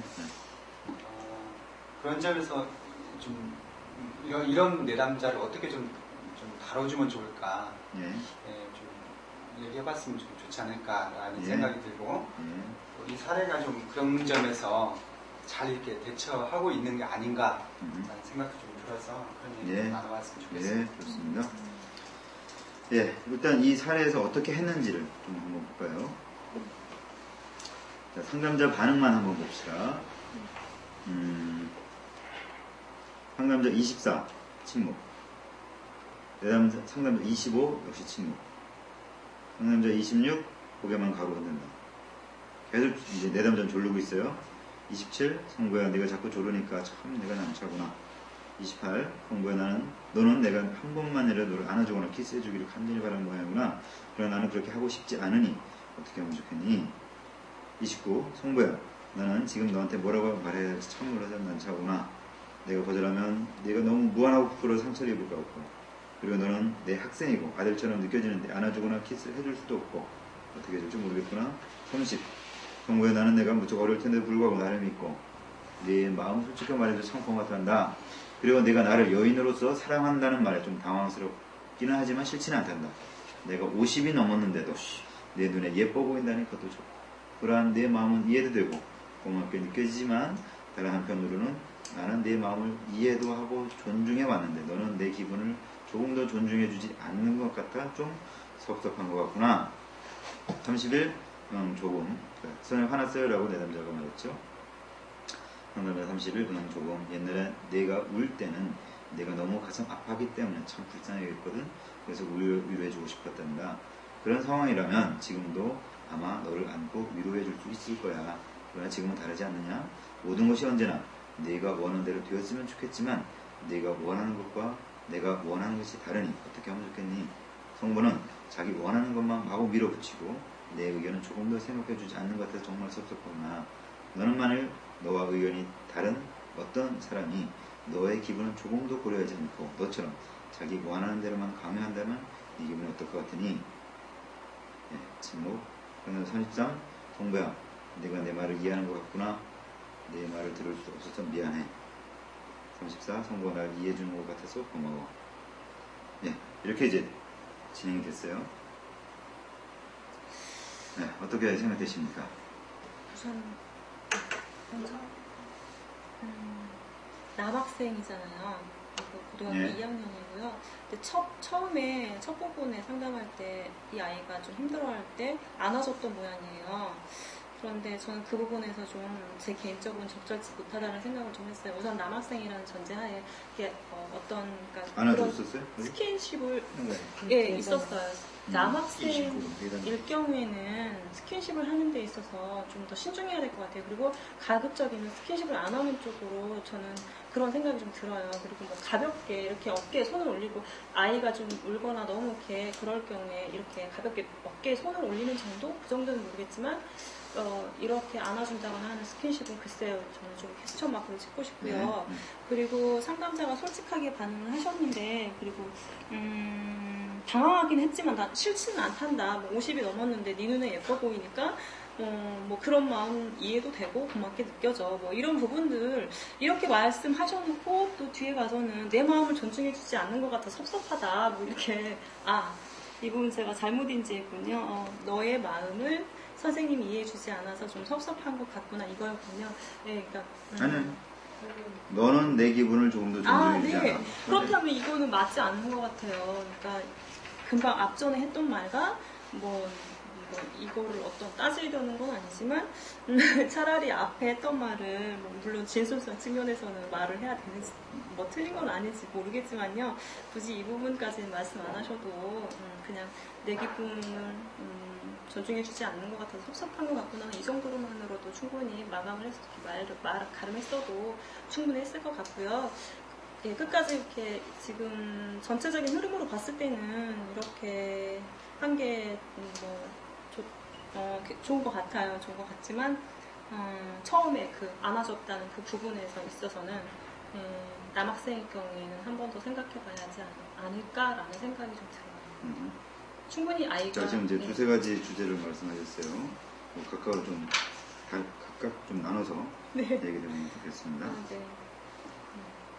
일단 촬영전에 글을 올리셨는데 구구절절히 이야기하는 게 약간 변명처럼 느껴져요. 단호함이 필요할 것 같아요. 상담자가 흔들리는 모습에 내담자가 더 불쌍하게 상담한 채 요구할 것 같기도 하고 하지만 내치는 것이 아니라 그 마음을 인정해 주는 게 좋을 것 같다. 충분히 나를 좋아하는 마음이 느껴지고 좋아하는 마음을 표현하는 모습이 용기 있어 보인다. 하지만 나는 내가 좋아하는 마음만큼 이성적이 아니고 내담자로만 생각하고 있어. 네가 좋아하는 만큼 너를 좋아하는 사람을 만나서 지금처럼 용기 있게 표현해보면 어떻겠니?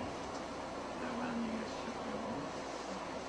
인간 존중이 원인이 되었고 인간 존중을 잘 해결하신 듯 해요. 원인이 되었다는 것은 인간 존중을 해주니까 얘가 이렇게 신체적인 접촉을 요구를 하게 됐다. 그리고 그걸 또 인간 존중으로 해결했다. 그 말씀이시거든요. 네. 공감이나 수용 측면에서.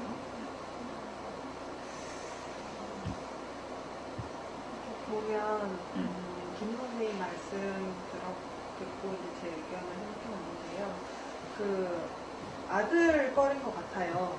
그렇지. 그래서 충분히 안아줄 수 있는 것 같기도 하고요. 그런 부분에 대해서는. 근데 이제 이러한 오해라든지 아이가 혹은 오해가 아닐지어도 이 아이가 이러한 느낌을 충분히 또 받을 수도 있다고 생각이 드는데 저는 이제 이 글에서만 봤을 적에는 이 선생님이 상담자가 너가 원하는 대로 아이가 상담자한테 강요를 했다고 약간 좀 아이를 차는 듯한 그렇게 말을 했는데 앞에서 보면은 내담자가 이야기를 할 때 상담자가 모호하게 대답을 안 했던 것 같아요. 네, 말이 없다가 또 이렇게 말을 길게 했을 때 보면은 마치 말로는 내가 거절을 할 수도 없고 그렇다고 너를 그렇게 너가 원하는 대로 해줄 수도 없고 어떻게 될지를 모르겠다. 좀 아이에게 좀 혼란을 줬다고 해야 되나? 내가 거절하면 네가 무안해할 것 같아서 내가 네 말을 들어주고 싶은데 그건 아닌 것 같고 이런 식으로 약간 아이에게 오히려 혼란을 준 것 같아요. 그래서 이런 상담자의 모호한 반응 때문에 아이가 어떤 가능성을 보고 더 재촉을 한 게 아닐까 싶고 또 그래서 보면은 내담자가 뭐 아니에요 선생님이 옳아요. 그래서 상담자가 아, 성부가 날 이해해 주는 것 같아 참 고맙구나 했을 때 정말 성부가 상담 선생님을 이해를 했을까 싶기도 하고요. 네, 좀 그런 부분이 네. 생각이 들었습니다. 네. 추아름 선생님처럼 이렇게 말을 해주면 참 좋을 것 같기는 한데 그러니까 저는 이제 아까 지금 이제 남한 선생님이 얘기했던 이게 그 부분, 그러니까 이 상담자가 좀 처음에 모호한 태도를 보여서 이제 가능성을 보고 얘가 계속 달려든 거 아니냐 이런 얘기를 했었고, 또 처음에 이제 지금 여기 제안했던 그 부분은 나중에 이 상황에서 말하기보다는 나중에 얘기하면 좋겠다 이런 얘기를 아니 그 했어요.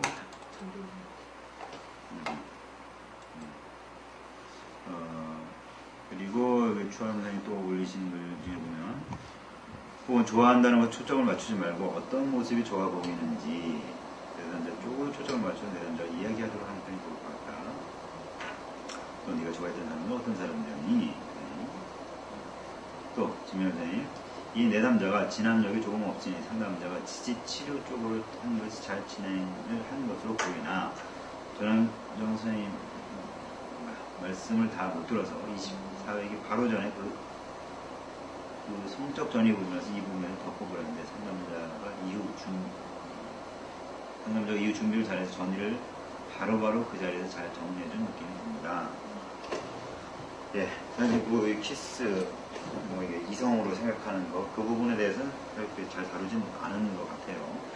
그 부분이 해주셨고 박주호 선생님 상담자가 상당히 당혹스러워하는 것이 대화에서 느껴지는 듯 뒤로 갈수록 아이를 달래는 듯한 어떻게 말하긴 하지만 따뜻하고 내담자 기분을 존중해주면서 상담자로서 기분을 설명하면서 내담자가 다른 사람의 입장도 고려하게끔 하는 것 같아요. 예, 지금 이런 이제 성적 전이가 나왔을 때 이것을 어떤 식으로 처리하느냐라고 해서 지금 이 상담자가 취한 접근은 네가 나를 좋아해주니까 참 고맙긴 하지만 난 아니거든. 그죠? 그리고 네가 나를 이렇게 키스하기 원하지만 그런 원함을 너는 갖고 있지만 나는 안 하고 싶은 원함이 있어. 그래서 서로 그것을 존중해야 되지 않겠느냐 라는 방식으로 이걸 다뤘어요. 어떻게 보면 참 차가운 반응이기도 하고 좀 어떻게 보면 합리적인 반응이기도 하고 차가운 걸 좀 부드럽게 보시는 그렇죠. 부드럽게 그래야 이제 내담자 거를 좀 수용하는 것으로 넘어가지. 근데 이제 제가 제기하고 싶은 건 이런 성적 전이 부분을 이런 방식으로 다루는 것이 최선인가? 자, 그것이 최선입니까? 저는 지금 이 상황을 지금 이 상황 자체를 좀 너무 종결시키고 그거를 좀 그거 하는 그 측면만 있는 것이 아닌가 그런 생각도 좀 들더라고요. 그래서 아까 저도 이거를 미리 좀 아까 읽어서 말씀드렸었는데 분명히 이제 이렇게도 하면서 과연 네가 왜 그런 생각을 할 수밖에 없었을 것인가 그런 부분도 좀 생각을 하는 거예요. 지금 그게 지금 어디 위에서 누군가 말씀하셨던 그걸 다루는 게 좋겠다. 추아름 선생님이 얘기를 했죠. 예. 네가 나를 좋아한다고 했는데 예쁘다고 했고 어쩌고 그 부분은 이 책에서 살짝 제가 느껴지기에는요 부모님에 대한 그 사랑을 상담자에게 전달시키는 것 같아요. 상담자에서 그걸 받으니까 그거 이제 우리가 내담자에 대한 이해고 그걸 어떻게 이제 상담에서 다루겠느냐 라고 할 때 이제 그걸 어떻게 할 것이냐.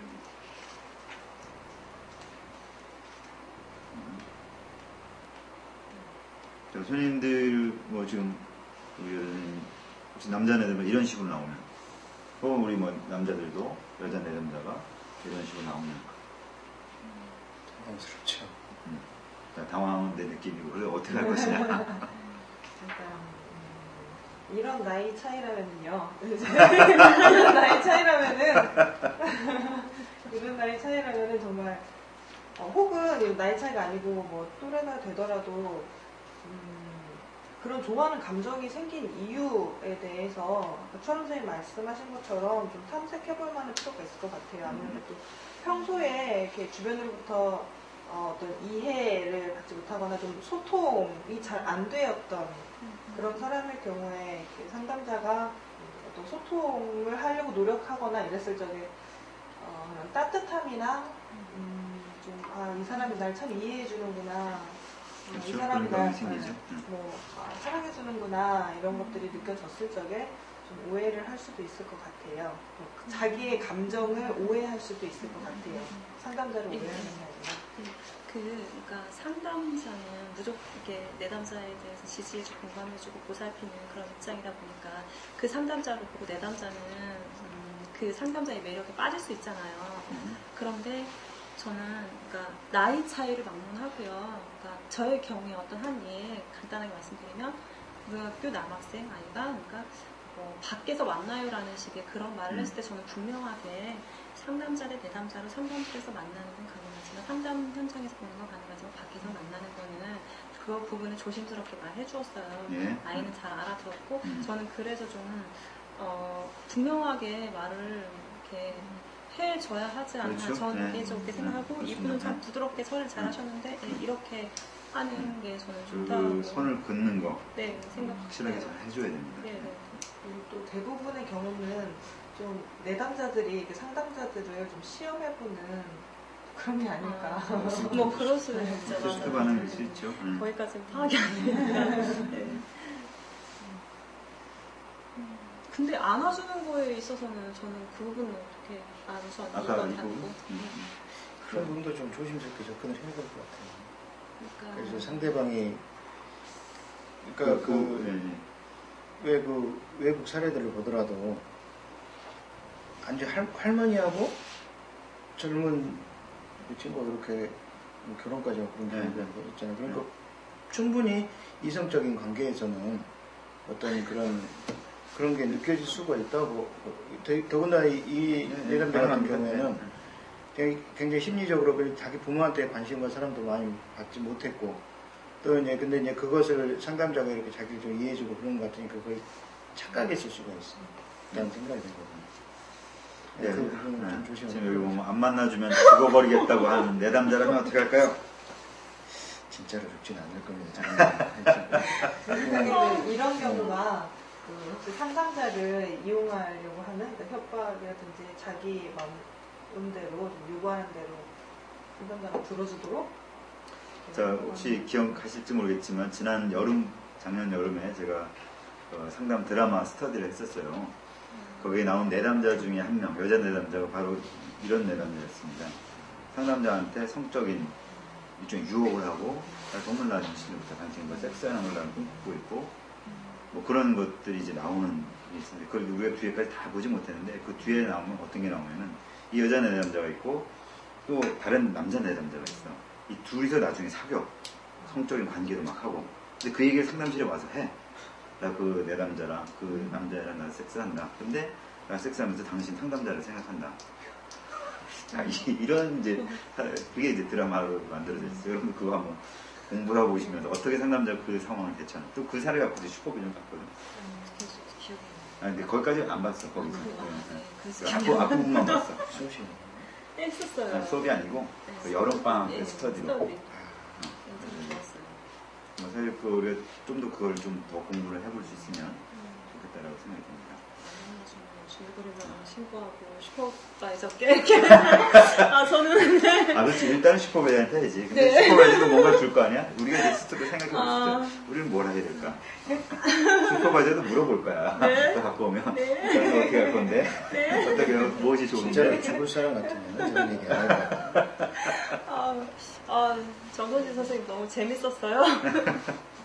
근데 이제 일단 뭐 저 표현이든 혹은 뭐 지금 우리가 얘기했던 성적인 접근이든 혹은 뭐 이성으로서 접근이든 일단 아까 이제 우리 김 원장님이 아까 그 청소년 내담자 얘기를 하시면서 밖에서 만나려 할 때 우리 상담자 내담자로서 만나는 것이다 선을 그어주셨는데 그것과 마찬가지라고 보일 수 있어요. 여기서도 마찬가지로 좀 이 내담자도 이 상담자도 그런 얘기를 한 것 같은데 나는 상담자로 여기 있는 것이다. 너의 연인으로서 이렇게 관계할 수 있는 것이 아니고 한 번만이라도 라고 하는 거를 할 수 있지 않다. 이거를 이제 선을 긋는 거. 그 다음에 이제 이렇게 내가 표현한 것에 대해 너는 지금 어떤 느낌이 드니? 거부당한 느낌일 수도 있고 또 뭐 여러 가지 실망스러운 느낌이 있을 수도 있고 그거를 들어주고 그래 네가 볼 때는 참 안타까워하는구나. 상담적으로 기력이 있어도 안 됩니다.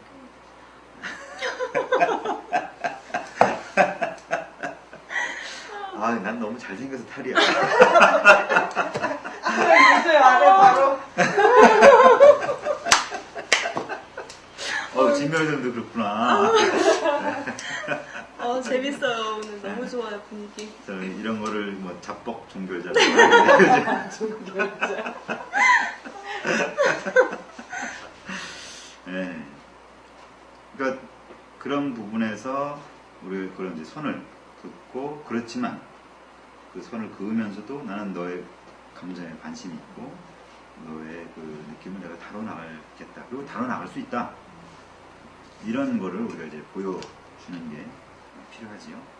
만약에 아까 이용할 수도 있다. 아니 테스트? 그 상담자를 테스트하고 실험해보는 그런 게 있을 수도 있다고 이런 얘기가 나왔었잖아요. 그런 경우에 그거에 대해서 상담자가 다루면 어떨까? 예를 들어서 지금 제가 생각엔 당신이 저를 이렇게 테스트해보는 것처럼 느껴지는군요. 그런 말할 수도 있죠. 그렇게 이제 보여진다면. 예. 그리고 이제 그거에 대해서 뭐 기다 아니다 이런 얘기를 해올 것이고 그걸 또 이제 우리 상담을 통해 그 내용으로서 다뤄나갈 수 있죠.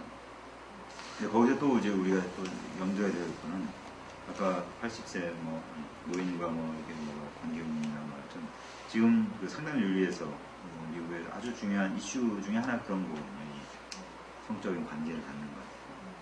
근데 그런 일들이 많이 실제로 일어난다. 근데 그거는 내담자의 역동 측면뿐만 아니라 상담자의 역동도 관계가 되는 거예요.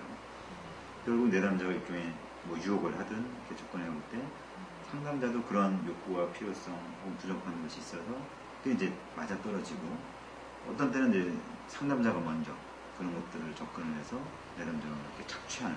그래서 상담을 위해서 이 상담 종결 3년 이전에 어떤 관계를 갖는 이거는 권력을 이용한 착취다라고 해석이 된다. 그래서 3년 이전에는 그런 성적인 관계를 갖지 않는 것이 상담윤리다. 이렇게 얘기를 하고 있어요. 그런 영화들이 많이 있어요. 제가 뭐 많이 얘기하는 그 얼굴 없는 미녀. 그게 바로 그 상담자 그 정신과 의사죠. 그 사람이 결국 처음에는 참 상담 잘했지만 나중에 자기 문제가 얽혀지면서 이제 들어가는 그런 모습들이 나오거든요. 제가 얘기했죠. 최종 분석이라는 영화도 그런 모습들이 좀 나오고요. 그래서 이제 일단 그 장면들에서 그거를 잘 해결하기 위해서 일단 상담자가 자기 자신에 대해서 잘 알고 그런 상황에서 나는 이 사람 어떻게 대하고 있는가 그걸 자꾸 검토를 하고 전문가나 동료들과 슈퍼비전을 하고 있는 게 필요합니다. 아까요, 남아란 선생님이 얘기했던 부분이요. 제가 이 책이 빌린 책인데 여기 이렇게 써 있어요. 안아주는 걸 받아주어도 될 듯 싶은데 자식 같은 기분. 근데 이걸 반대로 역으로요. 지금 남자 상담자이고 여학생이라고 한번 가정해 볼까요? 그러면은 그 상황에서도 자식 같으니까 안아주어도 될까? 라는 생각을 한번 잠시 해봤어요. 예, 좋은 질문입니다. 자, 그 신체 접촉에 대해서 그 상담 접근에 따라서 서로 다르게 이해를 합니다. 정신분석은 사실 사소한 것에 대해서 의미를 많이 하기 때문에 신체 접촉을 아주 조심스럽게 다루고 있고 안 해야 된다는 입장을 갖고 있어요. 사소한 악수조차도 저에 여러 가지 의미들이 담겨지기 때문에 그런 신체 접촉이라고 하는 것을 아예 안 하는 것이 좋다라는 입장을 얘기를 하는 게 정통 정신분석 입장이라고 생각이 돼요. 근데 또 뭐 그렇게까지 보지 않는 입장도 있고 문화적으로 허용되는 수준이면 신체 접촉할 수 있다.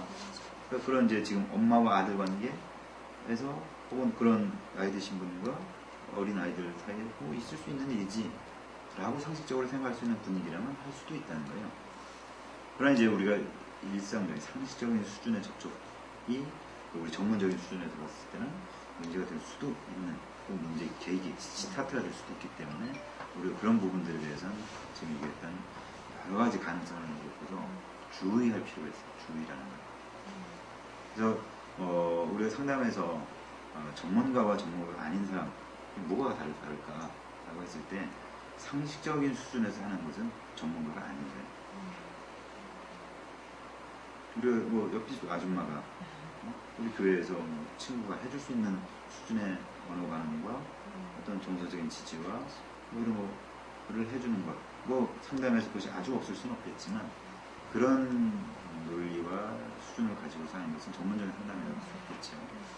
이것이 미칠 수 있는 영향 이런 여러 가지를 염두에 두고 혹은 어떤 걸 하더라도 일종의 그런 치료적인 혹은 장례적인 관점에서 혹은 이론적인 관점에서 이것에 대한 근거를 가지고서 그런 각각의 행동들을 해나가는 이게 이제 전문적인 상담자의 수준이다 이렇게 말할 수 있을 겁니다.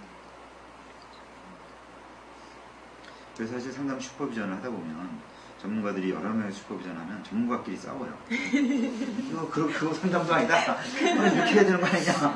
그게 다 접근마다 틀리고 그 말은 또 어떻게 해석할 수 있냐면은 어떻게 해도 그것에 대해서 나름대로 근거, 논리를 갖고 접근을 하면 전문적인 접근을 할 수 있다는 거예요. 정신분석에서 정통 정신분석은 이런 뭐 해결 중심은 이건 상담도 아니야. 또 이런 쪽에서 보면 정신분석 그거 말도 안 돼. 행동수정이나 좀 문 좀 열어주세요. 예, 우리 오은 선생님이 끝나는 시간 맞춰서 요즘 딱 맞춰서 오셨어요? 일단 말로는 출연됐습니다. 오신 걸로 됐어요. 오늘 밥 사요? 지각했으니까. 예, 또 우리가 웃고 즐기는 사이에 8시 58분 시간이 정말 잘 가네요. 너무 끝나는 게 아쉬워요. 자, 우리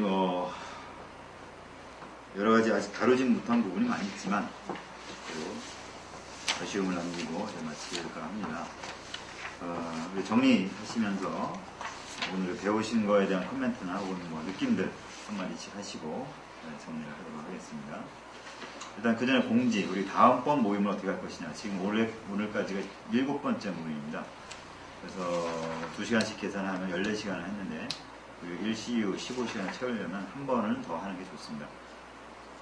그래서 원래 계획은 제가 다음 주 화요일 22일 날 하려고 했었는데 제가 이제 내일 아침에 그 중국 출장을 갔다가 20일 날 들어오는데 20일 날 들어와서 하기에는 시간이 좀 맞지가 않습니다. 그래서 그러면 이제 그 다음 23일이거나 혹은 그 다음 주 이제 2월 28일 날 월요일 날 해야 되는데요. 일단 저녁 시간으로 하려고 했을 때 그 다음날 수요일도 제가 좀 어려움이 있어서 다음번 만남은 2월 28일 그러니까 지금부터 2주 후 월요일 네, 28일 월요일 날 동일한 시간 7시에 하려고 합니다. 기억해 주시기 바라고요. 네, 오늘 끝내는 멘트 한마디씩 하실까요? 김대현 선생님부터. 예, 저는 솔직히 고백하면은 책을 읽어보지는 못했어요. 네. 그래가지고 읽어왔더라면 충분히 좀 웃지 마세요. 충분히 많은 이야기를 할 수 있었을 텐데. 네, 근데 이걸 읽으면서 좀 그 상담자가 좀 예기치 않은 상황, 좀 예상 밖의 그런 상황에 대해서 그런 일이 일어나면 어떻게 대처할까 좀 그걸 좀 생각했던 것 같아요. 네. 참 그래서 그리고 여러 선생님들 좋은 의견들도 좋았던 것 같고 끝날 가니까 참 아쉬우면서 배도 좀 고프네요. 네. 예, 아주 중요한 우리 현실적인 문제를 언급해 주셔서 고맙습니다. 예, 김은 선생님. 오늘 많은 선생님들이 이렇게 참여를 해주셔서요. 너무너무 풍성한 자리가 된 것 같아서 참 좋습니다. 감사합니다. 네, 우리 남원아 선생님. 네, 오늘 굉장히 많은 이야기들 나눠볼 수 있었고 정말 여러 선생님들의 의견 들어볼 수 있어서 정말 좋았던 것 같아요. 다음 시간에도 꼭 이렇게 김 선생님 말씀대로 좀 풍성한 시간이 마지막 되었으면 시간입니다. 좋겠습니다. 네. 좋으네요. 우리 조남 선생님. 질문 하나 했습니다. 그런 의견을 하나 내셨다고요. 자, 우리 오은 선생님이 얼굴은 안 보여주시면 일단 이 장면에 오셨어요. 한 말씀 그래도 하셔야지. 네. 나오시죠. 네. 수고하셨습니다. 예, 지금 여기 추하름 선생님 올려주셨습니다. 파괴적인 진솔성에 대해 생각해 보게 되었습니다. 진실하다는 것이 제 삶 속에서 얼마나 실행되고 있었는지 생각해 봐야겠어요. 제 삶 속에 실천이 되어야 상담 장면에서 나올 수 있겠죠.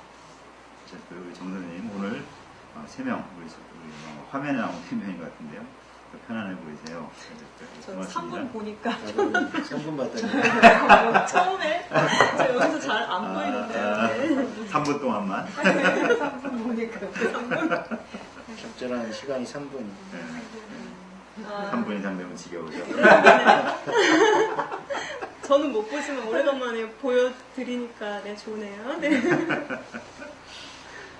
예, 진명 선생님 오늘도 교수님과 다른 사람들께 잘 배워가서 감사합니다. 네, 감사합니다. 예, 일단 뭐 다음번 모임이 일단 이 텀의 공식적인 마지막 모임이지만 뭐 제가 이 해보면서 저도 많은 것들을 배우고 또 새로운 이런 것들을 나눠줄 수 있다는 이 방법을 보게 돼서 참 좋았습니다. 그래서 다음번에 어떤 게 시작이 될지 모르겠지만 이 유사한 것들을 지속해 나갈 그런 생각을 갖고 있고 뭐 그때도 계속 관심을 가졌으면 좋겠고요. 예, 지금 박조 선생님 올리셨습니다. 상담자와 내담자의 신체적 접촉과 진솔성 및 그 모든 것들이 상담에 어떻게 영향을 미칠지 계속 생각해보는 시간이었습니다. 정 선생님 함께 고민하는 유익한 시간이었어요. 김미선 선생님, 저도요. 네, 모두들 수고하셨고 고맙습니다. 자, 그럼 오늘은 이것으로 마치고요. 다다음 주 월요일 날 다시 시작하도록 하겠습니다. 감사합니다. 고맙습니다.